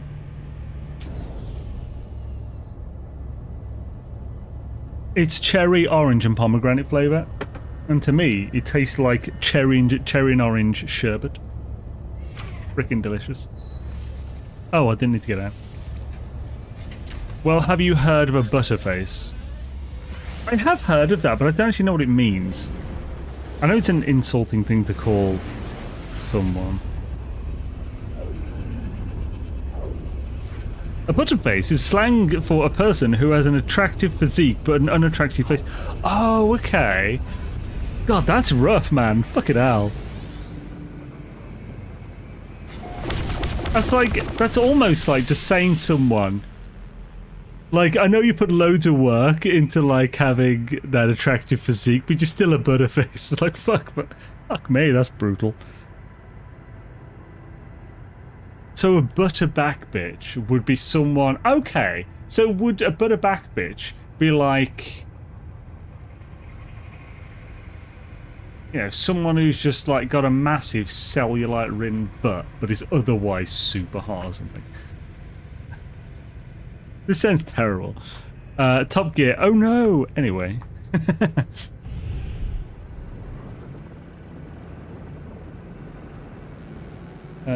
Where's this Mishwan? Oh, there it is.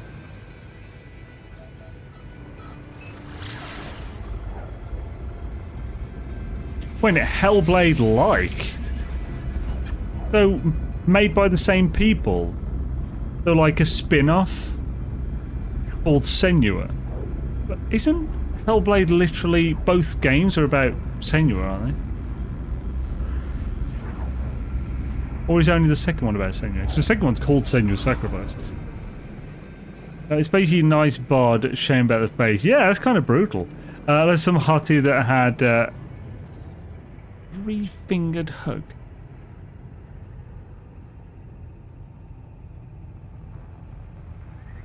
I don't even know this. My search history is going to be horrendous.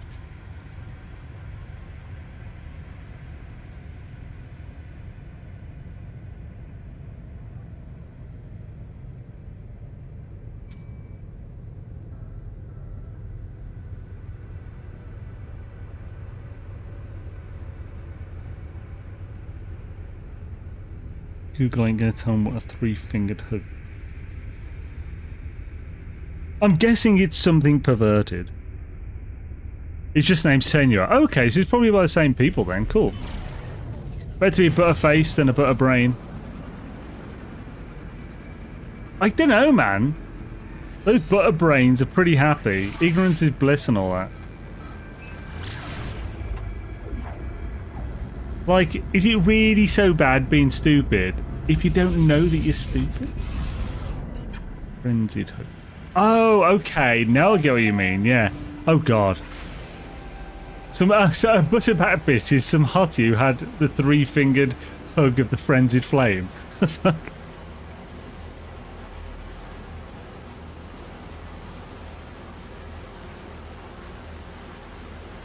Well, it's 76 DLC. Oh, interesting. Okay. I'm surprised they're announcing it on that, because it's not a Bethesda. Oh, I suppose it's Microsoft, isn't it? Bethesda, isn't it?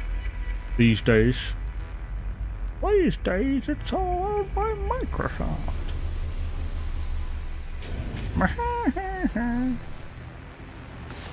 Cause I ain't no butterback bitch. No butterback bitch. Go to a pulse. The hip. Oh, well, I haven't got a pulse spread on this one. Oh, this is going to be less than enjoyable.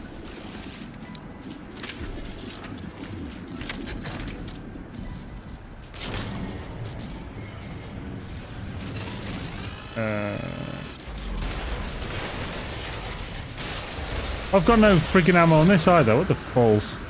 All the snatch. Oh, the ammo's in my ship. What a bastard. Get out of the ship, you gobshite. Thank you.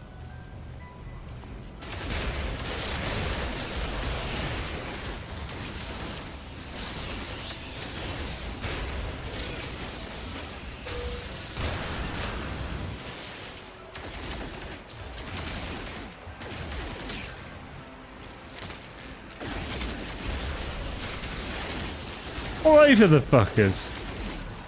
Absolute Chad energy.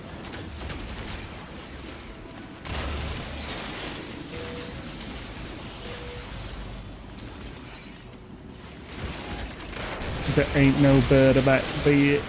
No bird about bitch. But you know what? Actually, that's horrendous. Because, like, the butterback bitch being someone who's been had a 3-finger hug by a frenzied flame is like... That only makes sense if you're saying the melted skin from the 3rd-degree burns looks like butter. Like, smeared. That's horrifying, John. You should feel bad about yourself. I said 5% of people think, 10% of people think they think, and 85% of people would rather die than think.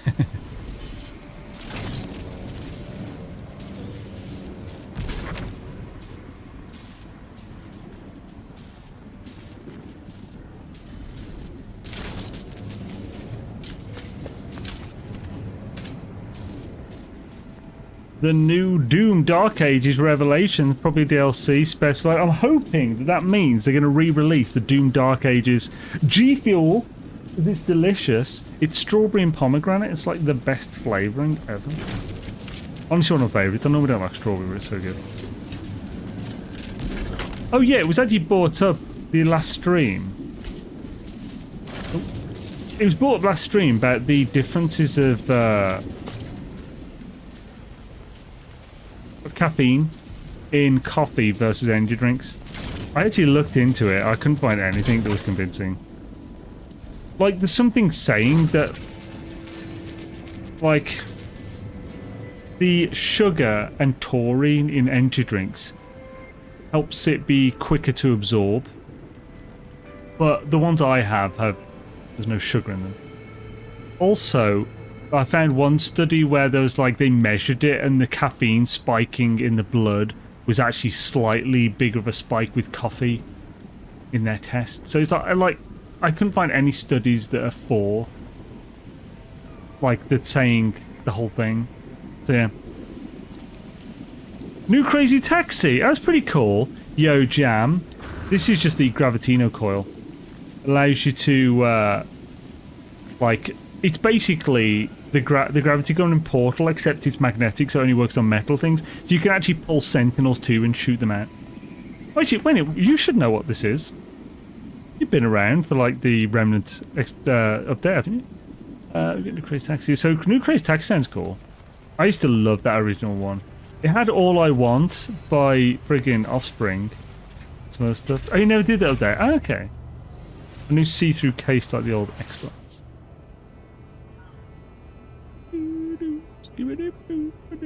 What do you mean? What new see-through case? I don't understand what you mean. Butterback bitch. Butterback bitch. There ain't no butterback bitch. Just waiting for a save. Oh, actually, I did just save them. Man, I still have to do the expedition. Well, Imbroglio, you are in luck because I released my video for it yesterday. Full step-by-step guide, get it done in 40 to 60 minutes. 2 days. And even if you don't want the steps, I still go over what is useful to bring with you for helping complete these missions, as well as a few things to just make the expedition a bit quicker. And I think it's a good guide. I just released it way too late, so like most people are like, oh, I don't need this anymore. But it's on the channel for anyone who wants it. It's actually, let's see how it's doing. I'm doing an A/B test on that because it's not just step by step anymore, because it has other stuff in.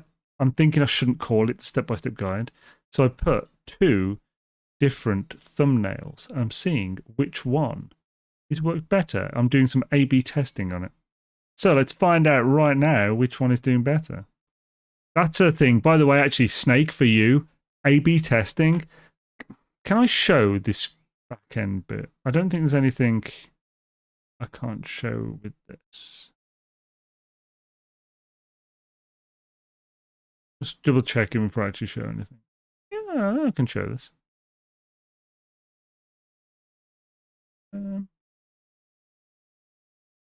Actually, I'm just going. Is it okay to show YouTube Studio on YouTube Stream? Tell me, Google. Yes, it's perfectly fine to show your YouTube Studio on live stream. Many creators do it for channel audits, tutorial, and behind the scenes looks. However, mindful, careful, hide sensitive personal information, for example. Yeah, cool. So, another great thing AI overviews on Google are great for. So, this will only be very brief. The people who don't care about this, don't worry, we'll be back to the game in 2 seconds. So, this is the video details. I'm not going to go into all of this stuff, analytics, editor, comments and stuff. So this is the back end. I also have the vidIQ plugin. So that's what this is, this IQ suggestion. This is suggesting the peak time to release and stuff. So basically, this is use the built-in YouTube A/B testing to see which thumbnail is best. You can also do it with titles as well. So let's view the test report currently. Holy crap! That is exact. These two are 50% each. I've never seen this. That is perfectly equal. So what this does, this is called watch time share. And it actually tells you exactly what this is. But in short, this measures the click-through rate and the average watch time to see which has to compare. Because you can have a thumbnail be clickbait, so everyone clicks it, but that's not what the video is. You've baited them into it and they feel rightfully aggrieved and they leave. So this wards against that, because if it's clickbait, then they're not going to stick around. So you're going to have average watch time be terrible. That's why this takes that into account as well. And what YouTube takes into account is both whether people click, but also if they stay. So, yeah, that's insane. I've never seen 50-50 split like that. That's ridiculous. They're both exactly the same. So Swarm in full guide and Swarm step by step. Okay, interesting. I brought it up just because we were talking about the YouTube stuff earlier. I wouldn't want to do it quicker. I want to drag it out over 8 weeks allocated for it. No, you wouldn't. So, right. I mean, you might want to, I guess. I don't know what you want to do. But the guide just brings you to the repeatable, the part where everyone else is, where we're all actively, like, doing missions to further the cause. So it just gets you there in 40 minutes to 60 minutes. Instead of like the 2 hours you might take if you don't know what you're doing to get there. Obviously, this guide is for people who don't have that much time or just don't care about like finding out themselves. It's for people who have like full-time jobs and a family that get like an hour or two to play on the weekend, so they just want to get to that point really quickly and get it done so they don't have FOMO. It's not for everyone for sure, but like so.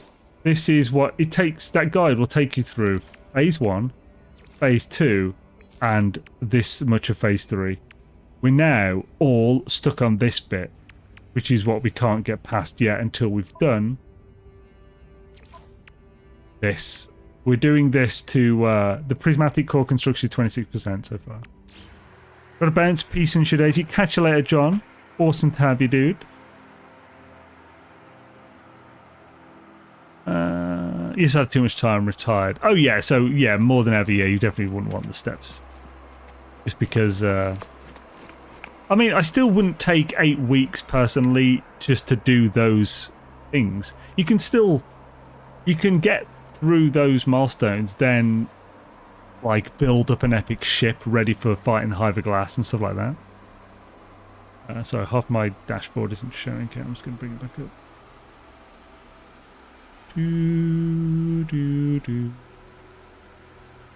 Oh, freaking plasma launching bastard.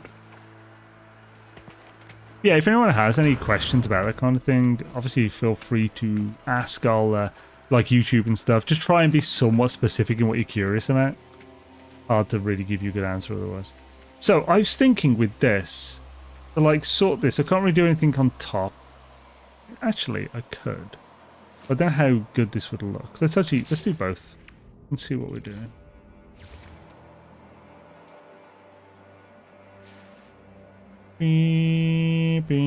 Just NMS expedition is going to take weeks. Do you believe we will finish the prismatic core way before July? So I was looking, and it said invades. Wait, what? What invades? I was looking at the oh, because I can't do this bit with this. Okay, yeah, so I won't do this. I was looking at it earlier, and it went 6% we gained from Thursday, so 3 days. That might be 7%, but that's roughly 2% per day, which means it's going to take another 37 days to finish. So by that metric, no. So I don't know what's going to happen with it. Oh, you're invading me. Oh, have you jumped in like multiplayer? Oh, yeah, that's fine. I'm fine with that, man. 2 to 3% per day is pretty quick, yeah. But it's not before July, is it? That's all I mean. So, like, if it's before July, it needs to be more than 2% a day. 3% might do it, but it's not 3% a day at the moment. And if anything, you'd expect this to slow down, wouldn't you?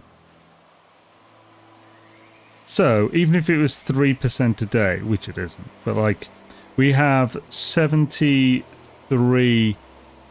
left to go. That would be 24 days. So that would still be just in the start of July. So it's not going to get done before the end of July. Before July. I'm convinced they'll just mark as complete in July. I'm sure they do that with Quicksilver Horizon. I mean, I wouldn't be surprised. I don't think that's a problem, honestly. Well, actually, it kind of is now. So, the whole thing about this was the competitive nature. But because these teams, the fragments, the amount of people on each team has not been equal and remains unequal. And now, even if they made it equal, we're so far behind, we'll never catch up. Because that has made it so it's not like a proper, good, close competition, because Weavers were going to win no matter what now. Even if they make the fragments equal now, they're going to win. They're too far ahead. Unless, like, I pull out some crazy social media campaign to get all sages going. But that's also going to get these going too. And I'm not even sure I'm capable of that. Basically, if this was all equal, then the whole thing would be the competition. So it wouldn't matter if they made the requirements for 100% less, is what I mean. But now that this is just what it is, then, like, the only thing left is everyone completing it. So maybe it isn't okay. I don't know. We'll see. Looked in our site to check. It was a 25 and 26. Oh, okay. So it went really quick over the weekend. So it's possible. If anything, I'd say that. Oh, no, because it's a weekend, isn't it? So, like, yeah. This was Thursday night and Friday. Maybe almost nothing happened. Then in the weekend, a load more people from Xbox came on. Oh, wait a minute. Yeah, so there's 20,000 more people here than there were on Thursday. On Thursday, this was 41,000. Everyone got the... It was 32,000 roughly. Then Xbox got the update. It jumped up by 10,000. I think it was still around 40-something thousand on Thursday. The weekend's come. Everyone's jumped in again. now all the Xbox people who have jobs have jumped in, and it's 20,000 more people per one. So 60,000 more people have joined the whole thing, which is going to speed things up. So yeah, it's probably going to be way more than 2 to 3% per day then. It definitely depends on how many people are playing. Oh yeah, of course. I'm convinced those smart. Oh yeah, so yeah, they might do that. And I mean, if it doesn't reach it, they're going to kind of have to, aren't they? I don't think they're going to want to let something just not happen because people didn't do it in time, based on their semi-arbitrary requirement. I assume they did this requirement based on past ones. They're like, okay, people are likely to hit this, but it'll take a while. So that's probably what they've gone with. Powerful. It's Mr. Zalric has given me a companion egg. Oh, Dark Lord, don't give it me here. Dark Lord, I'm in an expedition on my main save. I can't take an egg back with me. It won't let me. Is this a spare one you don't mind being wasted on this expedition save? If so, then I'll hatch it. And it'll be my expedition pet. Oh, okay, cool. You actually made it specifically green. Okay, cool. Oh. Yeah. Yeah, buddy. Need to feed him.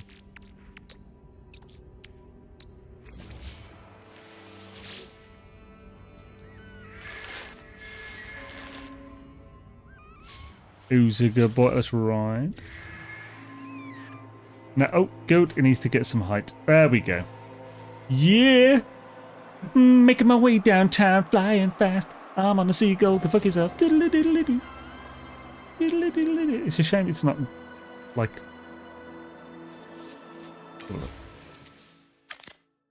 Cut. I need to do it when after Dark was left. Oh, crap, no! My pet. Can't take eggs back to main save at the end of expedition. No, so eggs are one thing it won't let you put in the terminal in the anomaly. It won't let you put them in. At least it's never let me put any eggs I've had in. Maybe it's only specific to ones that you get as rewards, but I don't know for sure. Making my way downtown, walking fast. I'm a seagull, go fuck yourself. Diddle-diddle-diddle. Diddle-diddle-diddle. Oh, look at me, he's green. It's a green hawk, eagle, dude. Who's your goodest boy? Yeah. There we go. I can steer him. I can even sprint. Look how fast this is, ridiculous. Oh! But when that happens, oh crap. It dumps you off. Looks a very nice pet and goes like, no, man. Oh, well, so, Paul, you could give it to someone who can then give it to your thing, I think. I assume, I don't think I've tried this, but I assume you could meet someone in multiplayer who's not in the expedition, but I don't know. I've never actually tried that. Castlevania Belmont Curse. Okay. There's way more actually interesting sounding games today than there were in the last few days.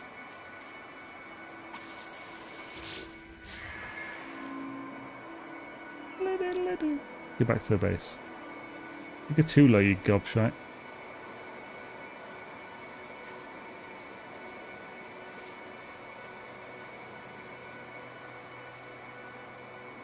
Spoody! Ah. So fast. Was an expedition. Yeah. Oh, you were, yeah. I know, well, yeah, to join someone's game when they're in an expedition, you have to be in the expedition. But it's meeting up, I'm unsure about.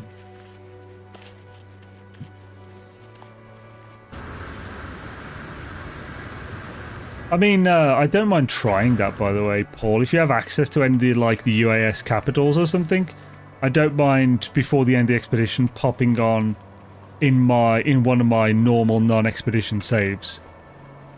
Then, grabbing it off you, and then you go back to your normal. An alternative is that you could complete the expedition on a separate save. You could pass that to me in the expedition, now pass it to your other expedition save. That's a possibility, a way to take it, because that'll be converted to a normal save at the end.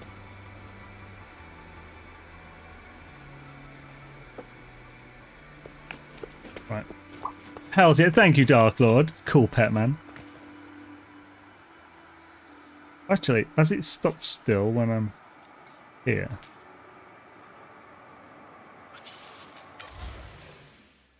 Oh, it wouldn't let me move the camera. It's pretty fucked up. Never mind then. Feeding a good feeding smart creature. Good feeding smart creature. Cupboard behind Polo where you can hide stuff and get it back on your other saves. Thought of workshop, putting stuff in a refiner to stop it disappearing. Not sure if this will work on it. What? What are you even talking about? A cupboard behind Polo where you can hide stuff and get it back on your other saves. I feel like one of us has had some drugs or something. What the hell are you on about? I've never heard of this. I definitely have heard of something like this. What's going on? Oh, walking past. I'm a Scooby, but never loot.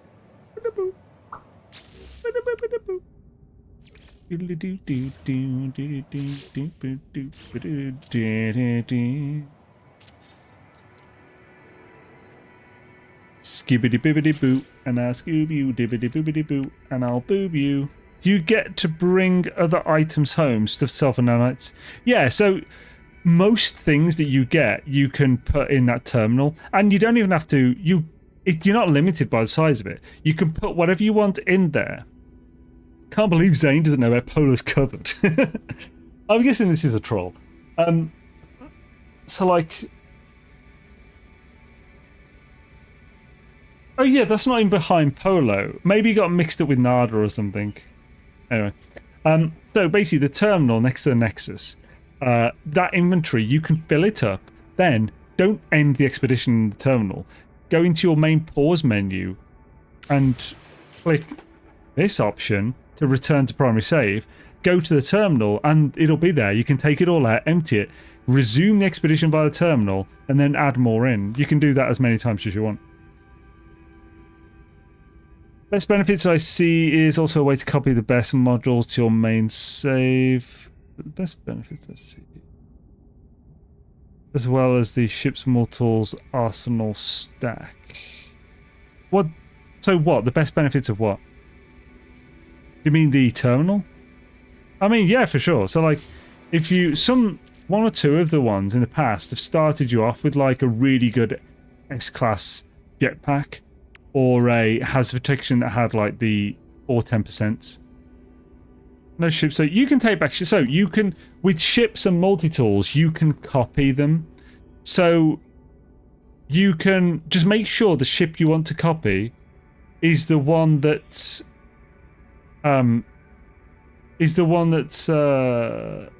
like active, your active ship.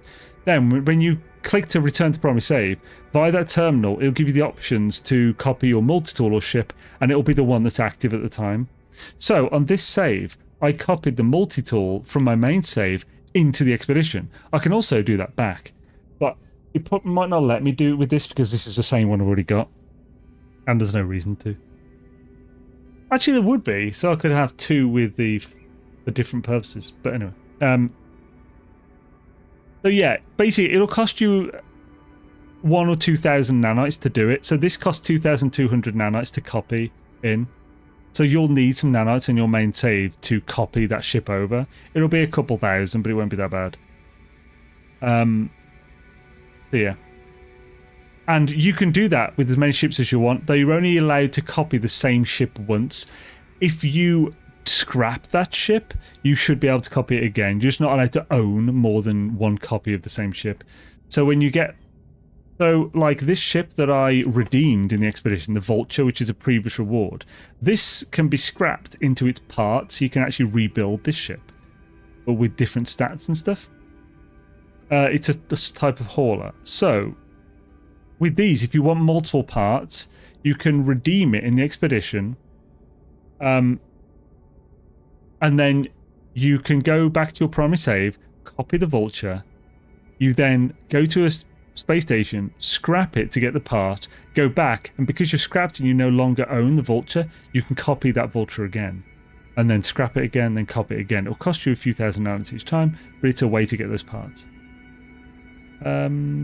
Archive it. Yeah, you can also archive it. You basically just don't want to have you just can't have more than one of the same ship active then, I guess, is the best way of saying it. Just remember that archiving, I think that it does something. Is it to do the tech or something? I can't remember what archiving does, but it does something. Ships expedition upgrade ships completely, pass the modules to it, copy the ships in my main save and go back to expedition and look for another ship I like. Yeah. The only reason you would want to do that in an expedition over a normal save is that when you find a ship, when you get a new ship, no matter whether you buy it or find a crash ship in the expedition, you will get an extra 900 nanites when you finish that expedition by the terminal. You know, when you finish the expedition, it says like, oh, you've got some nanite, like you learn 10 words, so it gives you 200 nanites or something. You get 900 at each ship you find, and you still get that even if you found and scrapped that ship. So if you're scrapping ships for nanites and money and the other bits you find at crash sites, it's really good to do it in an expedition, because you'll also get that extra 900 nanites per ship. So it almost doubles the amount of nanites you get per hour scrapping ships, crash ships, by doing it in an expedition. Do the credits and nanites switch over after? Yes, any units and nanites you have, any Quicksilver as well, that is just on this save will be just automatically given to your main save when you end it. Also, anything you have, any items, will be converted to units, not nanites. So if you leave, if I left this packaged personal force field unit, I haven't used it yet, so it's worth 480 nanites. If I use it, then package it myself, it'll only be worth 16. If I leave this in here, I will get 480 units for it, not nanites. So you absolutely want to bring these back with you via that terminal and then sell them on your end. Or sell them manually on this end, and then you'll just have the nanites, which it will automatically give over as nanites. Just don't leave these things in the inventory. Oh, no, is at all, JD. Some people will probably skip the questions because they might not have the answer or something. Like, this is... Like, me and people who watch the channel and stuff, we're all, like, looking for the answers to everything in this game. So, if I don't know it, someone in the chat almost certainly does, and, you know. It's a great expedition for now. It says all the missions are on distant planets. Yeah, so you can get interceptors as well as well. So interceptors are really good for making units on thingies. The issue is they're not really better than crash ships overall. Normal crash ships are better because they take way less time to do than interceptor. A normal crash ship, you literally just have to repair it with a few things that you can make en masse or buy half the stuff for. An interceptor takes like 5-6 times longer to get a ship than a normal one.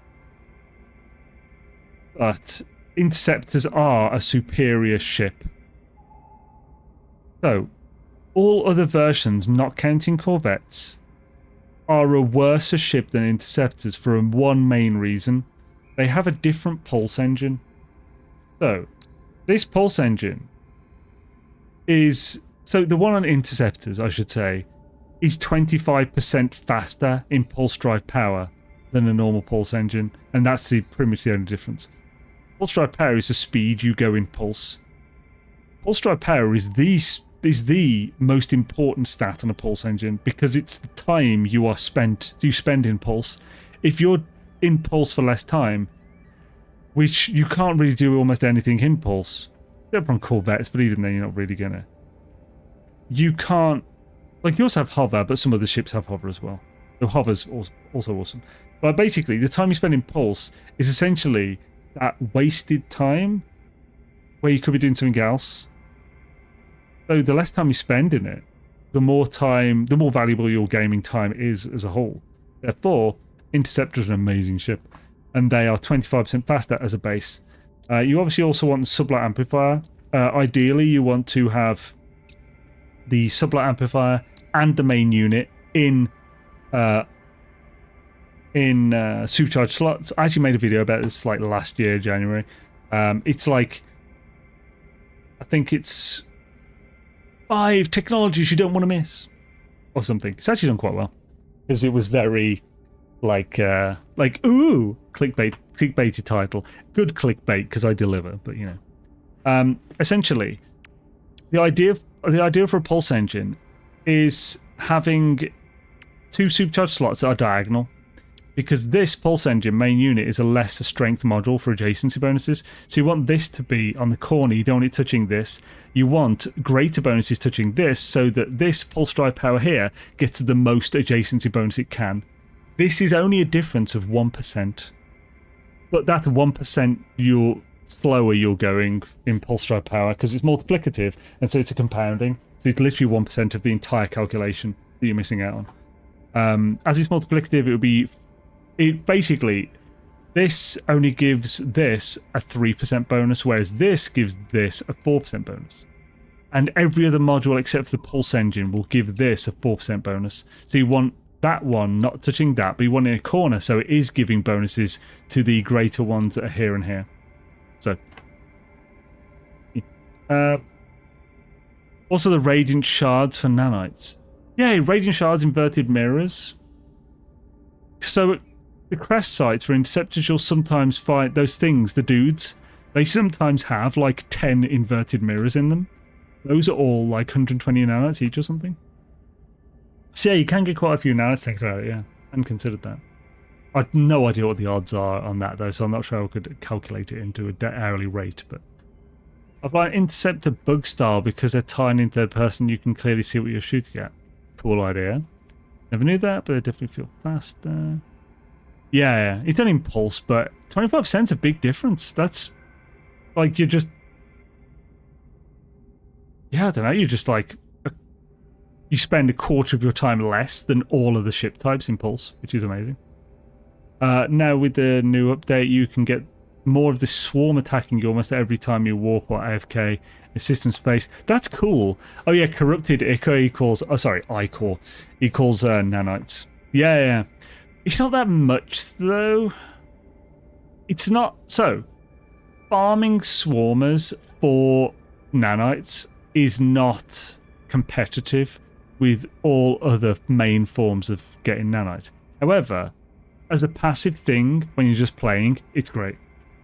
So why the hell not? I did one mission and was rewarded with 10 freight cargo slots. It was very strange. Holy crap. Wait, one mission. So was this... What mission was this? 10 freighter cargo slots is fucking epic.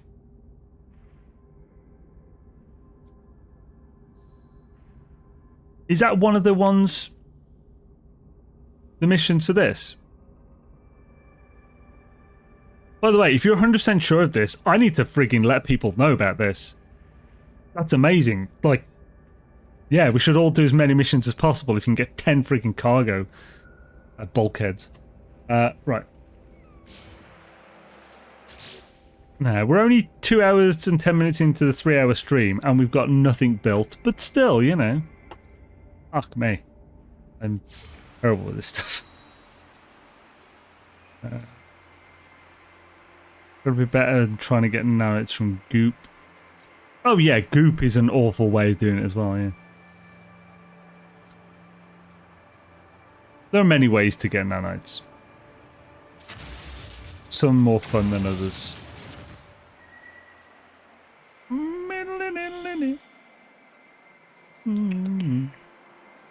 Skibbity boop doo. Skibbity. Oh, I meant to change colour. Skibbity doo. Diddly diddly doo. Skibbity bim bam bam. I do want that. So maybe, yeah, you know what, right. You know fucking what? I'm just gonna put it there. And you'll be like, why'd you put it there? That's not where I wanted it. It's shite and jitter. And I won't give a shite what you think. 'Cause that's just where it goes now, you little dab shite and bastard.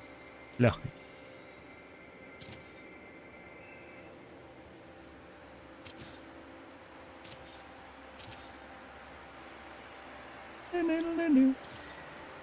The build was the friendships we built along the way. Yes. Yes, it was.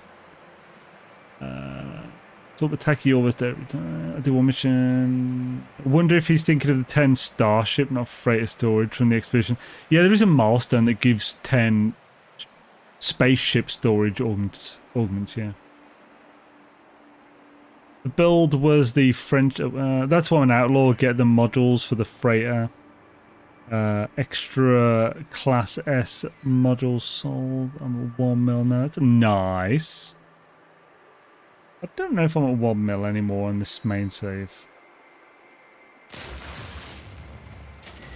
That was primarily from food handing into Kronos. However, you could say I cheated a bit because I used a macro to hand the food into Kronos. I literally left it handing in for 8 hours while I slept.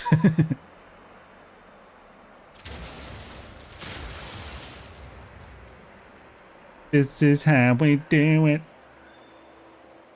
Scooby Doob and all the way through. This is how we do. More passive announcements during this expedition. Ares pays announcements for every run through the repeatable missions. Do you have to get it every time? Interesting that you play. We'll have to check that out because it's weird. That seems weird. They do that and not even mention it as well.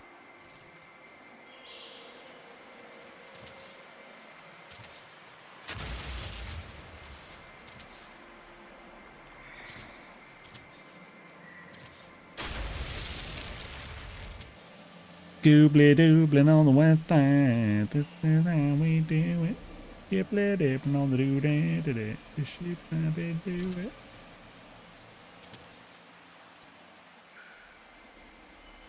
Do do do do do do do do do do do do do. Bam bam bam bam.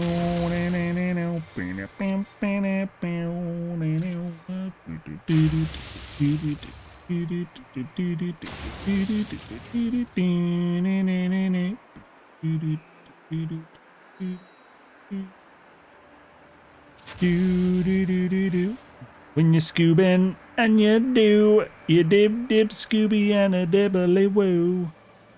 Skip dibbling all the do, scuba dabba dibbling and a skibbity roo.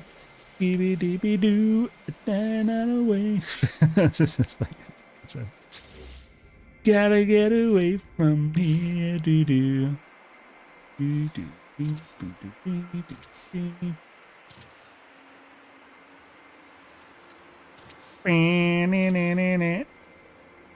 When you're scoobing and you do, you ding dang doodling and you dumbaroo. And you're skibbling on the day, everybody knows that shit ain't great. Dippy dipply doo, I'm trying not to sleep. My chat's failed. No, Bruce, how's it going, man? I hope you're doing well, dude. Now you're here, I can correctly put Scotland in its place. Kidding, I won't, I promise. Today, this time. Gotta get away from here.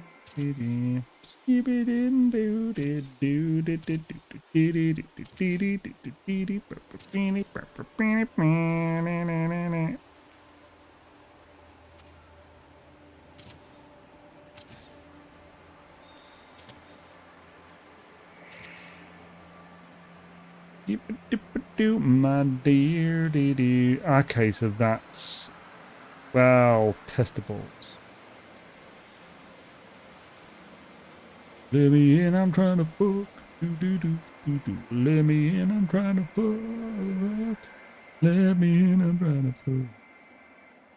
Let me in on that girl's club. Yeah, skaboo-boo-ba-dam, skaboo-boo-doo-doo-dam, skaboo-boo-doo. Run out carbon again, holy jism. You've been out too long in the midnight sea. What is becoming of me? I have the jism. You've been acting up in the Black Parade. I wish Corvettes were... I've just been randomly singing shit.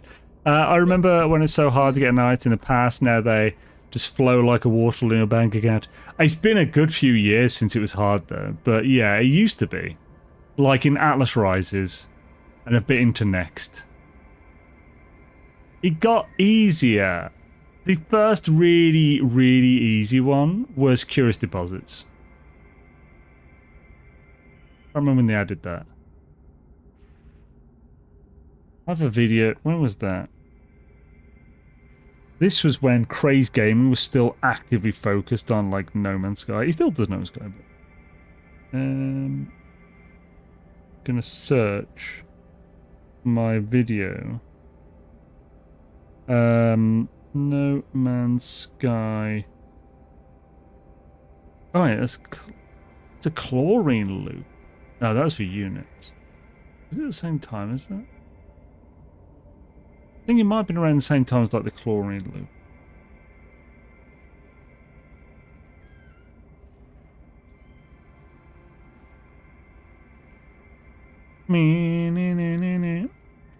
I think I unlisted that thingy.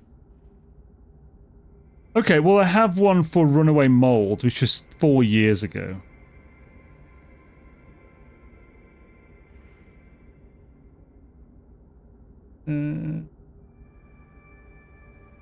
Yeah, 200,000 per hour 4 years ago, but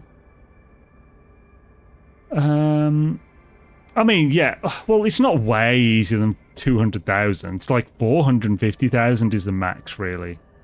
Because, like, if that's doing pirate things, the quickest is doing pirate stations. Like, you convert units to nanites by buying the suspicious packets of tech and arms, and you sell what it gives. There's another one that's way dodgy, but it's not as fast as that, but it's pretty quick. It's like 300 and something thousand or whatever, and that's just to literally buy. So you want, I think you need to get really high reputation, and you buy and sell the modules from every station and stuff. It's basically an exploit, but you can get high with that. I think before that 200,000, a big one, because I've made a video on that as well, for farming sentinels for the tech they drop in the salvage class. That was when they added that into the game, so it's like 500 now, that's per one. You could make 90,000 an hour on extreme planets doing that. Yeah. In memory lane, it's crazy how much time has passed since then. Oh, he's just gone. Did that just go randomly night? The fuck? Oh, what the fuck was that?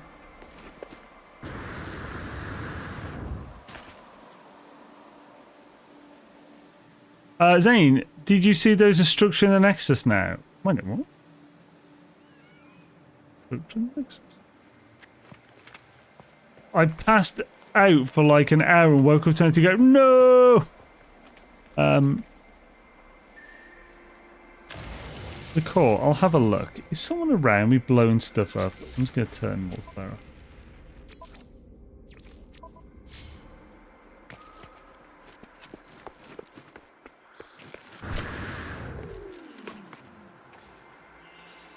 Right, let's get some, go and get some carbon. We'll also check that thing out in the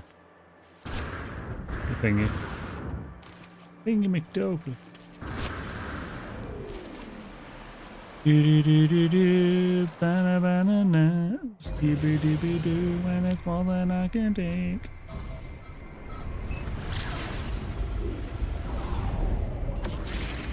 Gotta get away from me, baby.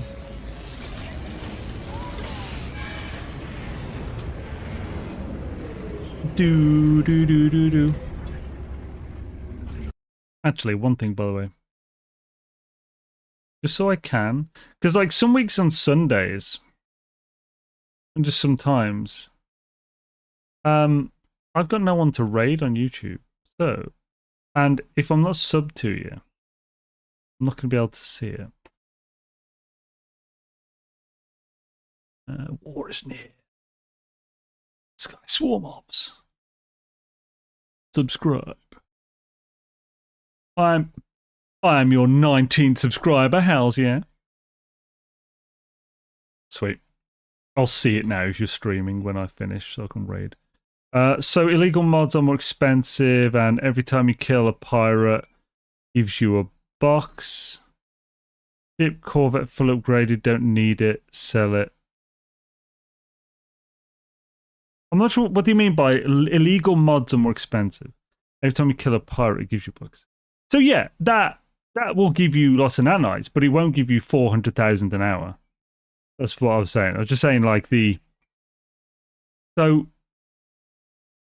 if you want up to 450,000 an hour nanites, that is possible, but you're going to have to, like, grind and do nothing but that.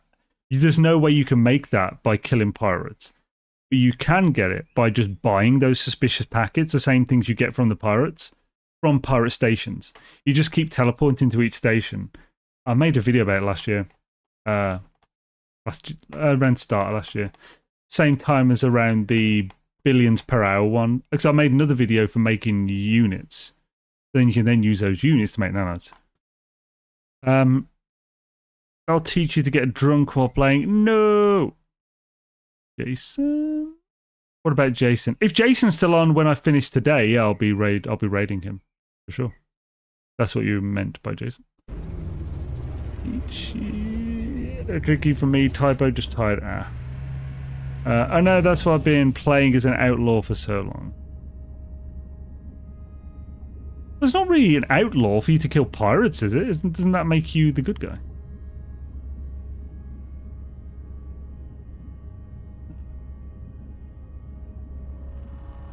Yeah, killing pirates is a good thing. I process 18 Hylian brains in a personal refiner, then just dupe them. Been doing this too long to do the long way. Yeah, I mean, if duping is an option, you can kind of... Oh shit, yeah, there isn't anything. If duping is an option, then you can kind of just... I bet that popped up when we hit 25% or something. Wait, right, have a look. So.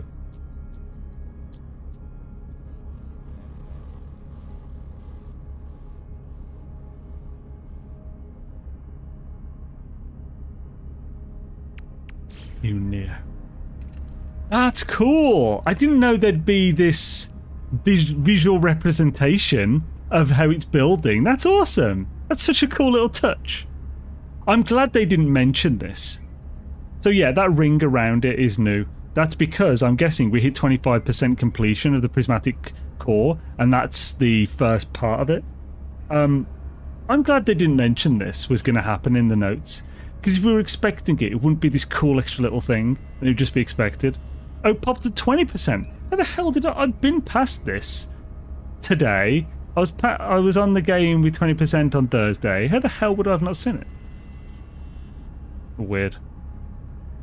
So it's been there since 20... Well, for goodness sake. Okay, so I wonder if 40% will have another one then. It'd just be every fifth it'll change. That's cool. I like that. Thanks for mentioning that, Dark Lord. Probably wouldn't have noticed. They don't call me Zane the Perceptive. You'd like to think that I was going to say for nothing, but they don't call me that at all. Not a thing. Upgrading to S-Class will require something you don't have in your inventory. Wait, what? Right, upgrading what to S-Class?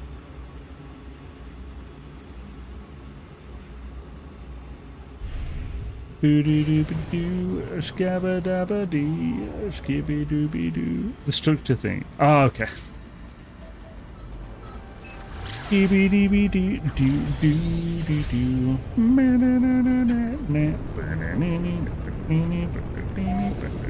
I'll have to get, because I've been using like the structure as, so when I do patch note videos or something, I often actually prefer to have a semi-static background because then it's not distracting, but it needs to be an active background. So for a few of my videos I've had, like, I've just recorded 10 minutes of me in first person with that, like the Nexus with the Weaver and everything and Sage and stuff, just to the right, and then multiplayer on so people can like fly in and stuff, and it just adds a bit of dynamicness to the thing, and it's not just still image with writing. I'll have to get like a new one for that now, and then just keep getting new ones. Certainly makes it easier editing, that's for sure. Right, let's do some, get some FD carbon.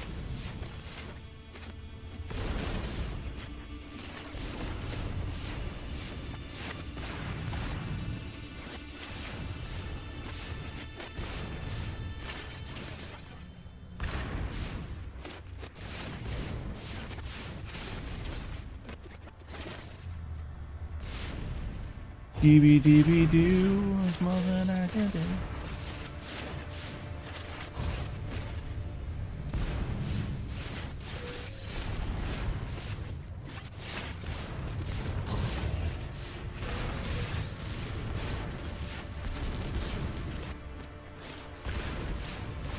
Just peppering it up nicely.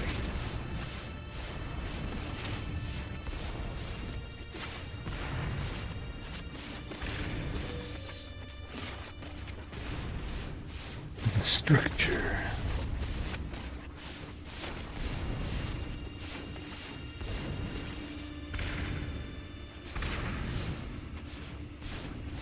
What have we got now?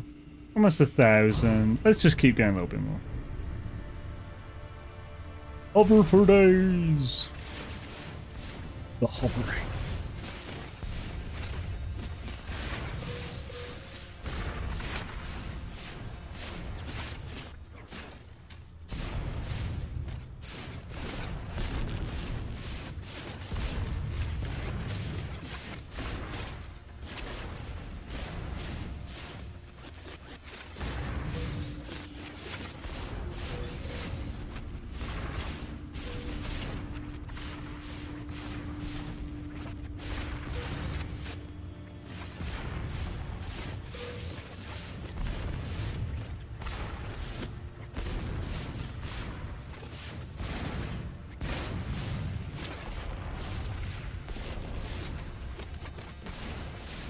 Yes, I am doing that song.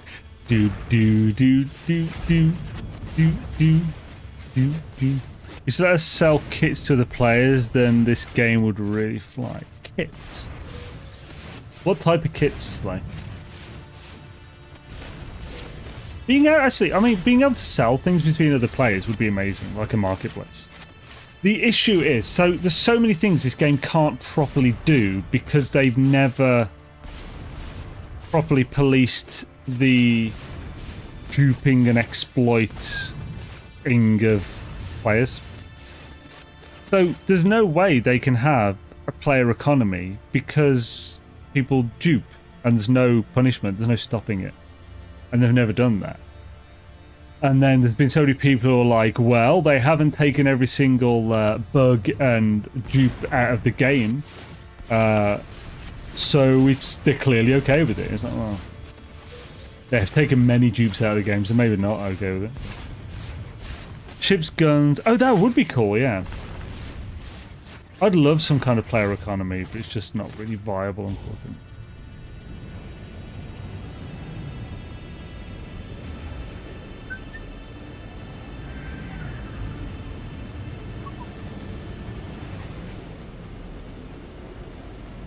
Ba-da-boom,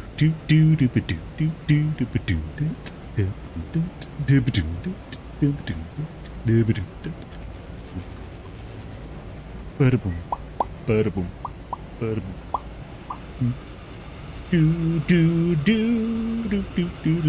I'm way too far away. Why am I flying this normally? You gotta do the Atmo jump there, buddy. Well, ain't that a poopy on a dingle brush? Gotta brush it. Gotta brush it good there, buddy. Don't ask what you're brushing something. I think Soval has definitely been there for a few days. Oh, has it been there since 50? Yes, yes, I had no idea of that. I can't believe I didn't notice it. Absolutely mentile. Oh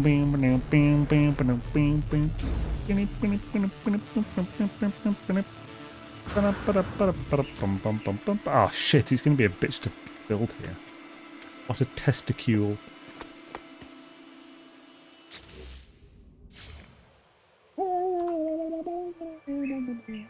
I have 97 available to build. Nice.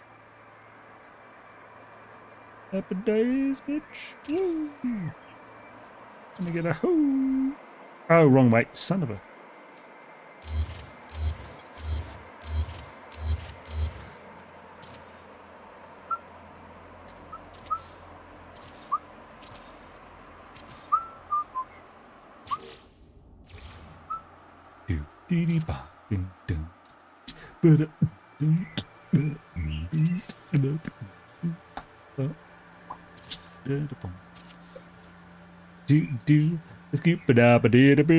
Imagine how much the NMS community would kick off if HG removed dupes.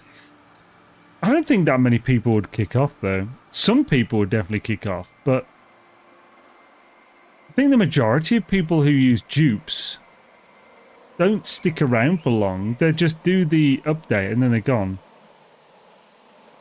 If someone didn't want a dupe, they could just do creative for almost all of the stuff that duping is good for. They could just, yeah, do creative difficulty without changing the game or anything. I think it'd be fine. I'd prefer it not be there myself, but I mean, there are many people who prefer it, so.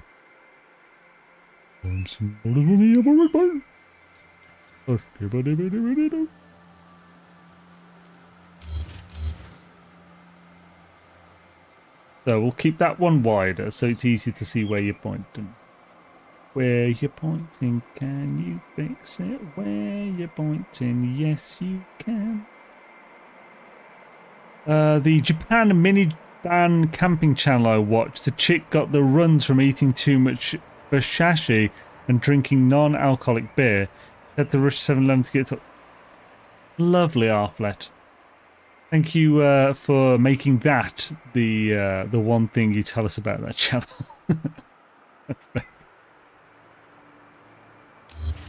Something wrong with you.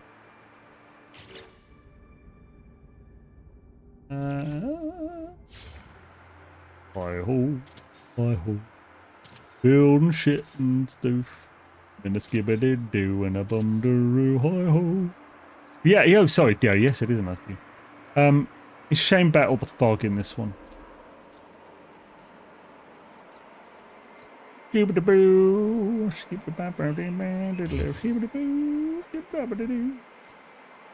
So, now this, courtyard.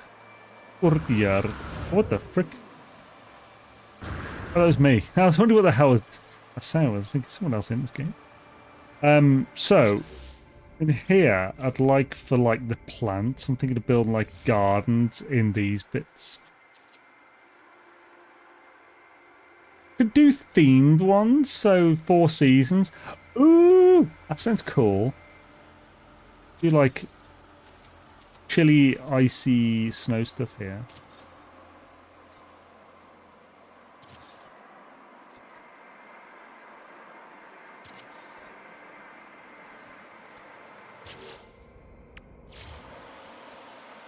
Oh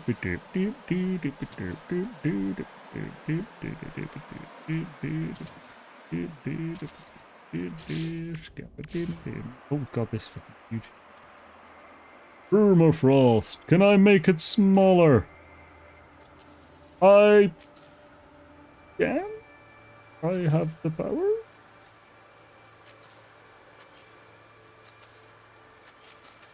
I have no idea what the axe is now.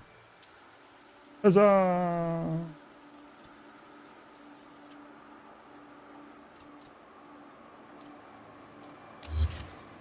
Oh, for goodness sake.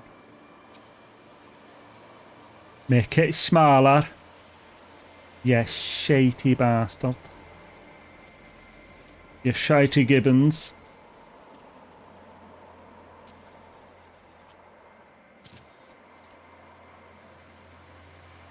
Bonsai. Much NMS community. So, what else have we got? Snow Star. Yeah, we've got a good amount of like the different ones now. Cool. I think these need to. I might need to do some other stone so I can put these on top or something. I don't get the archaeological exchange thing. Every time I go there with a rare item received from frigate missions, it doesn't work. Well, yeah, archaeological exchange only allows for actual bones. The thing you're thinking of is like a treasure, which is just a vendor trash. It's a separate thing. What they will take are the same bones they give specifically. Well, not the same, but you know, the same type of bone. Not an ancient bones that you're thinking of.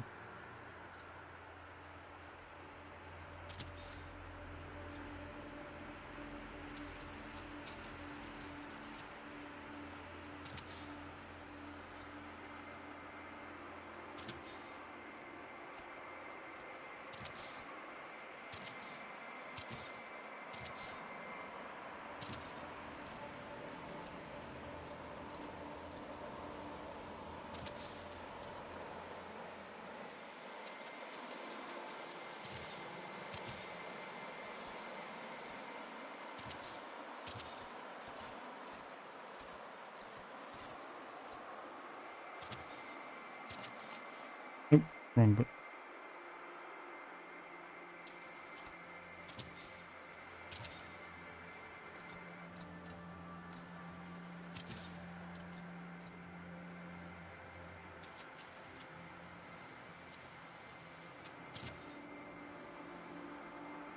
Playing for almost a decade and there's still stuff I haven't done. Yeah. I don't get the... Oh, yeah. So, like, one thing, I don't think I think I completed 10 full planets of fauna, like, 7 years into the game. And, like, I've played since launch, so... This is a bit weird.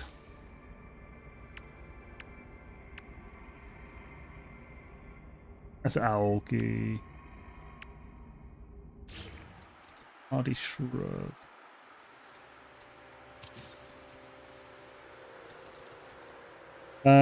Extra showcase almost done. Just to recap the games, presenting pretty good games coming up. Interesting. I don't know.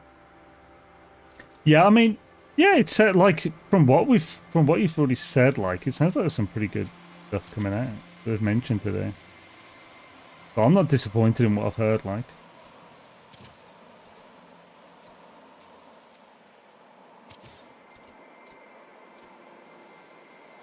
Okay, it's pretty cool. This tree's a bit big. Maybe I can make this tree a bit smaller.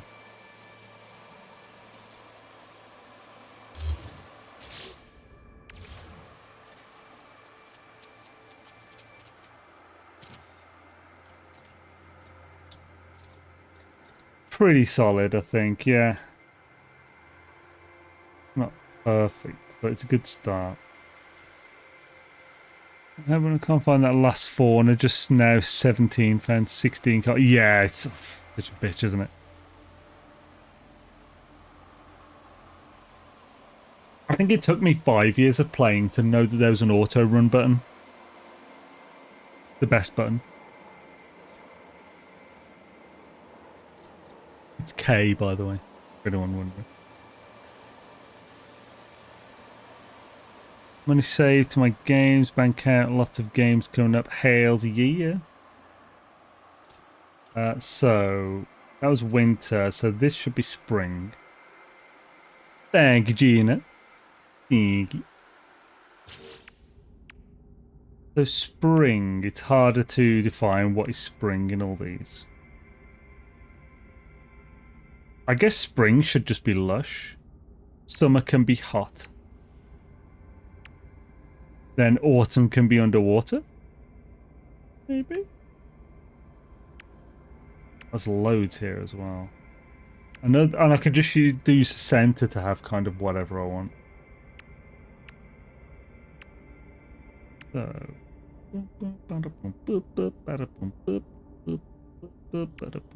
Writhing bush is definitely underwater. These were radioactive. What? This? The frick? What the frickery chicken are you talking about? Back on radiation. So, it's more radiation shit there. I guess spring could also be, yeah, like have the mud huts and stuff. There's a bit big on. Yeah, it would need to be raised. I'll raise it up or not, and I'll just leave it like this. Spring should be small spiky plants that simulate new growth. Why isn't stump? Feels like autumn. Over here.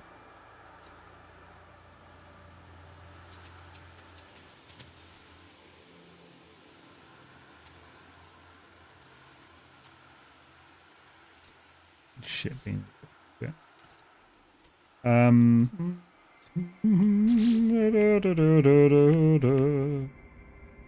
Toadstool mushrooms are also autumn.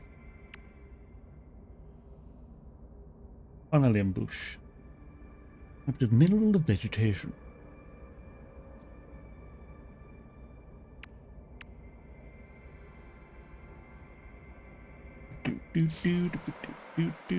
Yeah, I'll have to pepper this area with lovely grasses, but I can do that between stuff to fill gaps.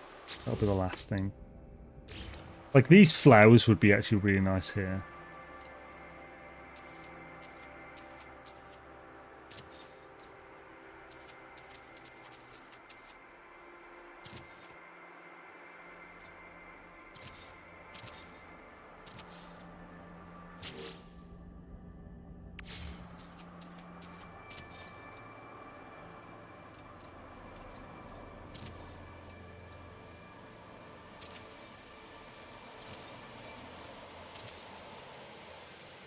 Oh, no.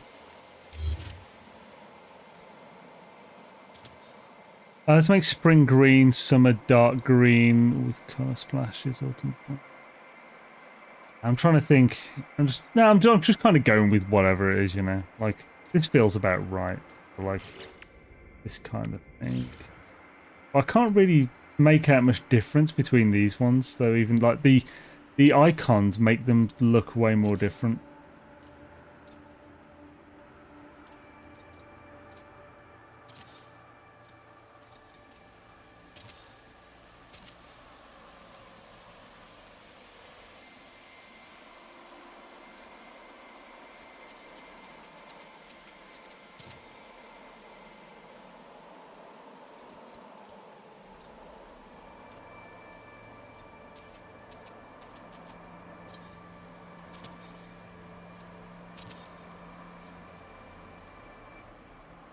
True it is, after all, seasons could be a different alien planet.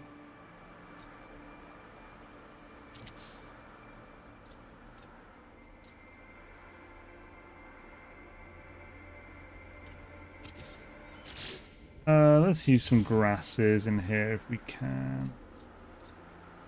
It'll be tough to get them even. Really tough to get them. Unless I do this for the camera, that's probably. I'll be able to see much of what I'm doing, but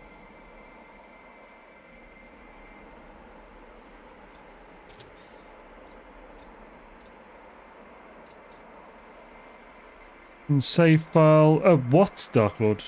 What did you look into save file at?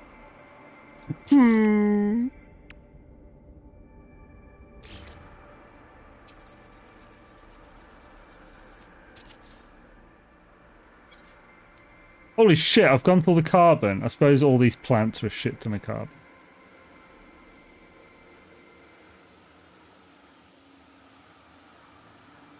Alright. Well, that's all the bloody carbon.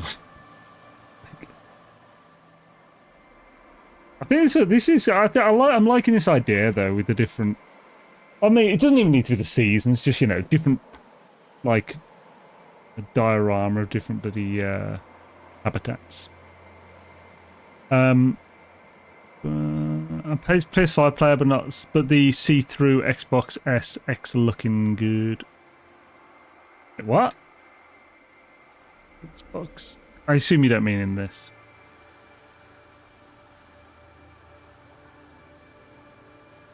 Oh, is that? Oh, they showed a see-through Xbox SX. Okay. Yeah.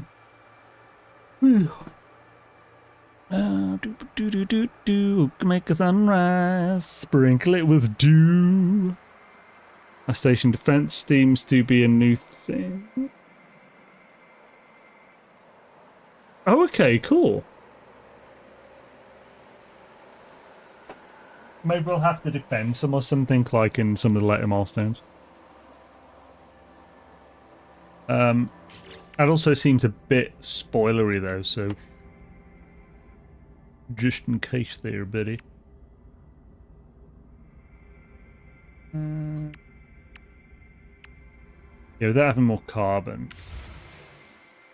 Let's just spend the last of the stream just getting some more things. Villains called technology salvage deck. Green plastic case for controller and console. Fine, updated. Love the way the light spills from the cave ball as the sun goes down. Yeah.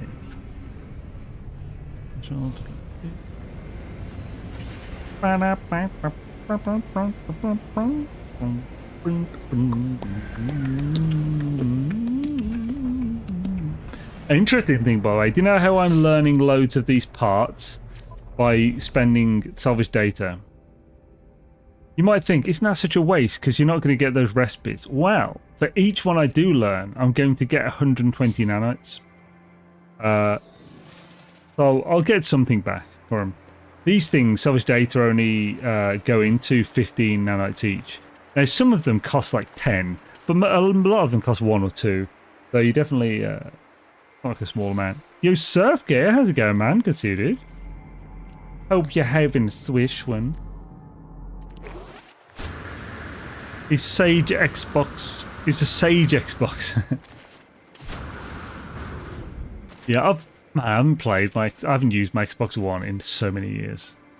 That's a really old console now, isn't it? Shit, that's well over 10 years old, actually, isn't it? Think about it. I still worked in my old place when I had that and used it. God, yeah, fucking hell, that's the terrifying time gone by thing to think about. I'm playing my PS5 much either.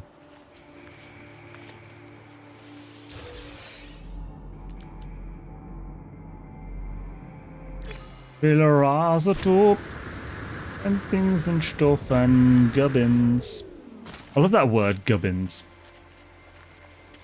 I don't really heard it used in like a single time, and I always remember that time, and it was Richard Dawkins.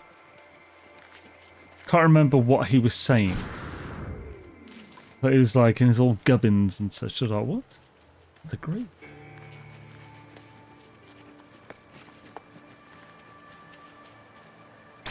Oh, full splitter, no.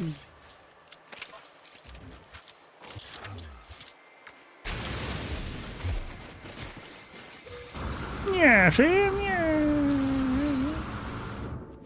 What word don't I like? That's a tough one. While I'm thinking of mine, are there any words you guys don't like? I know a lot of people don't like moist, but that's a great word. Moist and sopping, absolutely fantastic. I'm not a big fan of skitter. Probably weavers. I'm not a big fan of skitter because it evokes a like thing. Because things that skitter are generally, you know. Not if there's something. There's actually Red Dwarf did like a joke on that. It was like something skittering around the cargo bay. I think it turned out to be a lobster or something. Secretion, yeah. Secretion is also a rancid word. Actually. Ugh. What? I used to work with oh wait, do you hate you hate the word actually. Well, actually, I think you'll find that's a stupid word, hate. Just back from my tourist guiding tour about creatures in the urban landscape. Oh, cool. Shit, I want to see that tour, damn it. That sounds really interesting. Damn it.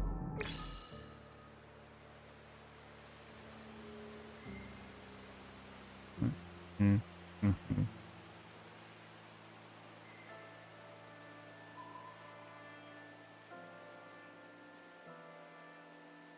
2 seconds.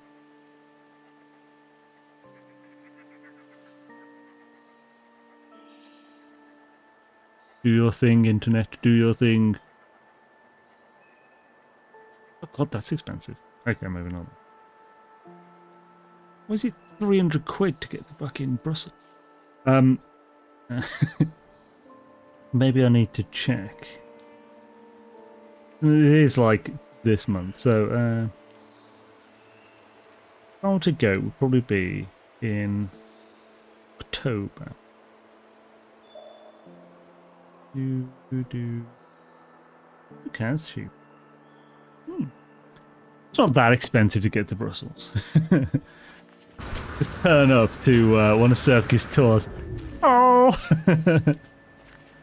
I'm here to learn about animals.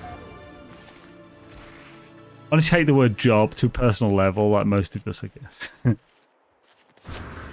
My favourite word my mum taught me at age 2, indubitably. Indubitably.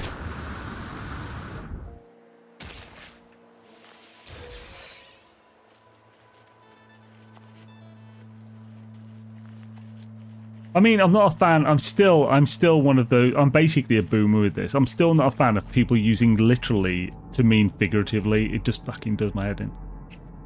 It literally does my head in. I just remember how I had a creature egg. I was about to hatch my cargo slot before it lost it. Oops. Oh no! No!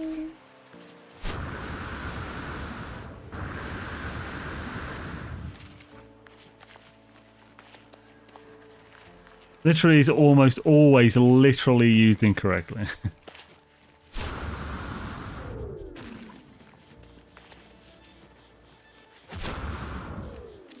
They literally think, oh my god.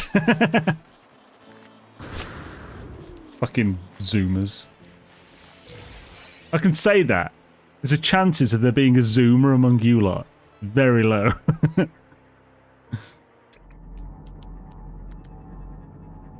Bunch of fucking OAPs, us lot.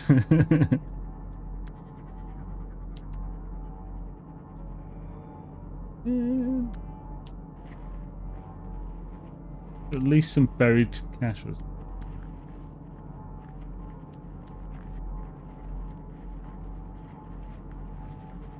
Nope. It literally drives me up the wall when people use it wrong. What's a zoomer? A zoomer is like Gen Z. Like there's Gen X, there's Millennial, then there's Gen Z, the zoomers. That's the it's the generation that's like utterly depressed and aging faster than any other generation. Well, it's actually a thing. Like, Zoomers are aging like milk. I mean, I don't look particularly young anymore, but I am 40 this year. But like, there's people who look older than me in Gen Z that are like 20. And the best that... I see. So I'm a Zoomer. Oh, we've got a Zoomer in the chat. Millennials are literally the best generation. Oh my god. Literally. Soon the Zoomers will be on the Zimmers, yes.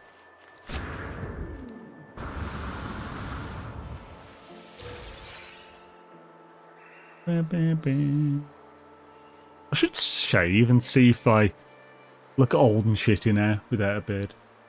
I must always look younger without the beard, which because of the beard, I've looked in my 30s since I was 20. So I've always just had a beard. But like, without the beard on, I don't look too bad. But I wonder if, like one time I'm going to shave the beard off and I'm going to look old and shitty. That's just life. It's going to happen. It yours isn't mostly white. I've got it's not mostly white, but I've got loads of white in it. I actually like it. I think it looks cooler.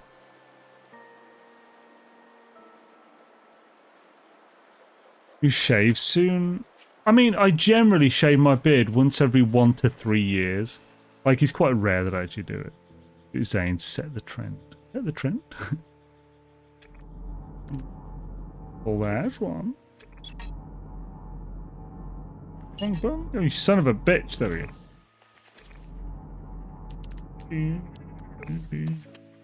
go.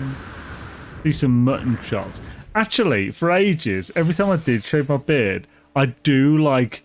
I'd slowly get it down to different things. So, like, I'd do mutton chops sometimes. Sometimes I'd do, like, a full-on massive tash with, like, twisted up and stuff. And then... and, like, really thick tash. So it was like a... I don't know, like a Spanish tash. I'd look semi, like, Danny Trejo or something. I think it probably looked like a baby right after shaving off the beard. Definitely look I'd look weirdly young just because people are used to seeing me with the beard, yeah. No nice barber in Brussels. To be fair, my local barber that I use generally, he does cutthroat shaves. Like, even when I'm just having this trimmed up and stuff, when I have my hair cut, he always cutthroat raises the details. I want to see you with a pencil-thin goatee like Craig David. That sounds awful. Isn't that like a... I suppose goatee is a pencil stash. Also known as a, PEDO stash. I'm not sure I want that. At least you don't look like a Gek. Bit harsh. Harsh but fair.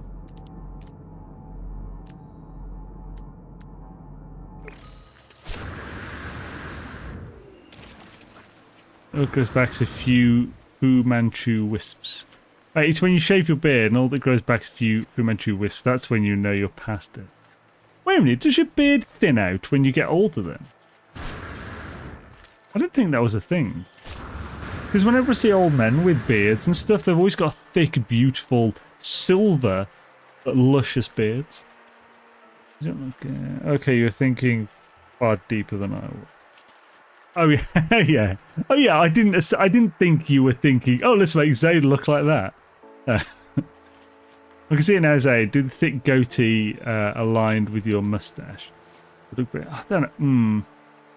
I don't think I would. So this is my reasoning. I don't know if you can actually tell because of the beard, but I have a long head. It's like somewhat thin and like so oval. Goatees generally fit people with round faces, like wider heads, because the whole point of it is that you don't want to make an already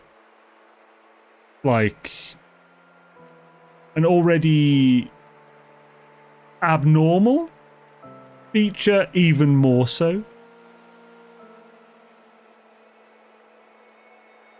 You should long head max on that's spoken like a fucking zoomer as well. Long head maxing. I'm not sure on a lot. The thing is, that's the thing. My beard generally does add, like, it makes my head look even longer. But it's also, I generally don't have it. Like, that's only bad, I think, when you sides, you have really thin sides and then just like a really pointy and like that. I don't think looks very good almost ever. Like the longer face. Yeah. Long kid max and get a topper. Static X. Get a bit of Wayne Static on the go. The thing is, because like my head has receded a bit at the sides here, I can't really get the full spiked up anymore. I used to have spiky hair when I was younger. I was a big fan of Mike Shinoda. I even dyed it red once as well. And blue before. And platinum blonde as well once. Oh, well, Billy Idol blonde it actually ended up as. Can see the bird now. Oh, yeah. The bird. Oh, let's get to that first, actually. We don't want to lose that thing. Billy Idol blonde was mental. I was like... I think I was early 20s when I did that. It didn't not suit me. It just looked very different with it. What about sage green? I'm not making my hair like puke green. I'm at the age now that I cannot mistreat my hair. I am not bleaching my hair. I have like really dark hair, so in order to colour it, I'm going to have to bleach the fuck out of it. I'm not doing that. I'm not risking what I've got left. It's, yeah, not all that much. I mean, I've got more than most people my age, but...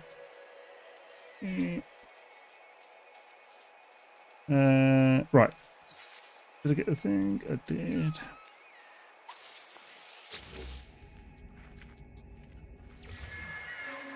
This is that epic bird. Oh, it looks so cool. This is a bird the Dark Lord specially made for me. It's sage green. And let's speed up as well. That's sprinting. Holy crap, that's fast. Oh, I'm going to hit the water. Yeah. If you go over water and going that fast, it's goes too much.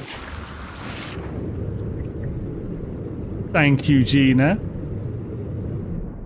Exactly what I needed to hear. Lovely. Fuck's sake. Do for the algorithm. Jacksepticeye green. You got a bird. Nice. They're like as fast as ship. Yeah, ridiculous. Yeah, Dark Lord save edited me a special bird pet. I'm 65 and just retired. Oh my god, I'm so grateful. Oof. Wow. Congrats on the retirement. That's fucking awesome. Can enjoy some actual relaxing and shit now. Good. 4 legs. That's no bird. That's a hippogriff. 6'6" now, and I had a long beard. People said I looked younger once I shortened it. Yeah, it definitely takes off. Like, I definitely look a bit younger with the shorter and stubble. I think I look pretty good with stubble. Because I feel like I have to have something. By the way, I do have what's commonly known as a bum chin. Like a chin dimple thing. You guys, almost none of you have actually ever seen it, because I almost always have a beard. How can I actually get those pets? I've been weeks since Zeno Arena trying to get a bird pet. I don't believe you can get a bird pet naturally. Dark Lord, I believe, like, save edited these pets. But I do, yeah, like, I'm pretty sure you can't naturally get bird pets. Like, the game doesn't allow it. As you saw, there's issues with it. They're crazy fast, too fast for the game to load properly, and they dip into water and stuff, which throws you off. So modded, yeah, but well, yeah, like save edited, modded, whatever you want to call it. PC mod or save edit, yeah. But yeah. Oh, I also have a Titan worm. The ones that are huge. It's so big that the one time I summoned it on a planet, the game went to about 1 FPS a second, like 1 FPS. Or about 60 seconds to maybe 2 minutes. And it was so bad that basically with the bird it's the same. If you leave the bird and don't do anything with it, it'll eventually fly off. And when it flies off, it will just go so far away from you that it desummons. Fortunately, the same thing happens with a Titan worm, because it brought the game down super laggy until eventually it just disappeared. And I think that's what happened. It just swam off through the land and then... However, you can call it in the anomaly because it makes it way smaller, but it's still the length of the anomaly. Can't get a fish pet, but some low-flying animals look kind of fishy. You can pet those. Ask a streamer for a bird egg. Yeah. Got a tiny little bird bat type pet today. So cute, but doesn't like. Aw. What GPU and CPU do you have? That's one hell of a stress test. I have my CPU is pretty old now. It's a 3900X. It's a 12-core processor with like hyperthreading and stuff. It's not a bad processor. It's still good. Like it's old now. And my GPU is an EVGA for the Win 3 3090. Basically, the best possible 3090 that was available. It cost me £1,800. Expensive. I got it. It's actually the normal price as well, but I got it. I found a good deal during the COVID GPU-ish like issues. So I had to get a new one. My 1080 was just fucked. It wasn't good enough at that time. Still, it's great GPU, but it's better now for way cheaper. Way cheaper. When I got them 4 years ago, there was a mod that made all four unattainable. Okay. I used to have one worm, but I deleted it because I was looking for classes pet token. Oh, it sucks. Birds, dragons tamed with a mod aren't as bad as those save-edited ones because they don't have extreme speed, so stats. I've noticed birds are hard to scan now, and everything auto-scans now on PC. I don't have to press a mouse button. Is it... Oh, okay. Sort of. I'm pretty sure that's an option. It's probably an option in accessibility.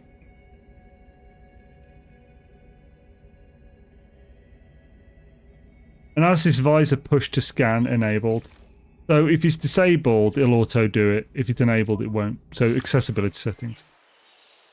For your pain, I have an Aero 4090. Oh wow. Yeah, like they're expensive, and it's gonna last me another several years because that's partly why I bought it. I want a GPU that's gonna last me years. I've had it for like 3 or 4 years now. Think about it. So if it lasts me another year or two, it's done its minimum job. But it's the memory was a great thing. It's got 24 gig of like really good fast VRAM. There is an option turn on and off for that. Yeah, got them from egg giveaway. Right. So yeah, we are. Oh, we're actually past. So we are at the end of the stream, folks. Let's see if Jason's still going. If he is, we'll raid him. If Mr. A-Train is streaming on Twitch, though, we will raid him. Raid Rick.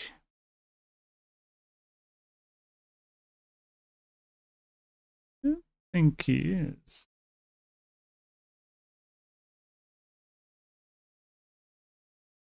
Is Jason still streaming? Oh yeah, he is. He's still streaming. Okay, finished by now. Right, let's raid Mr. Jason with a Shadaisy. Thank you everyone for joining. So remember that it's very possible there's not going to be any streams. There's definitely going to be probably not going to be any content either for the next week and a half. But after that, I'll be back and going raring as much as or better than ever over the last couple of years. So keep an eye out for that. And yeah, thanks for dropping by. Awesome to have you. And I'll catch you next time, guys. Ciao for now. Good day, sir. Peace. Oh no, Frankie! Oh, hi, fellow Sorry. PC gaming show host.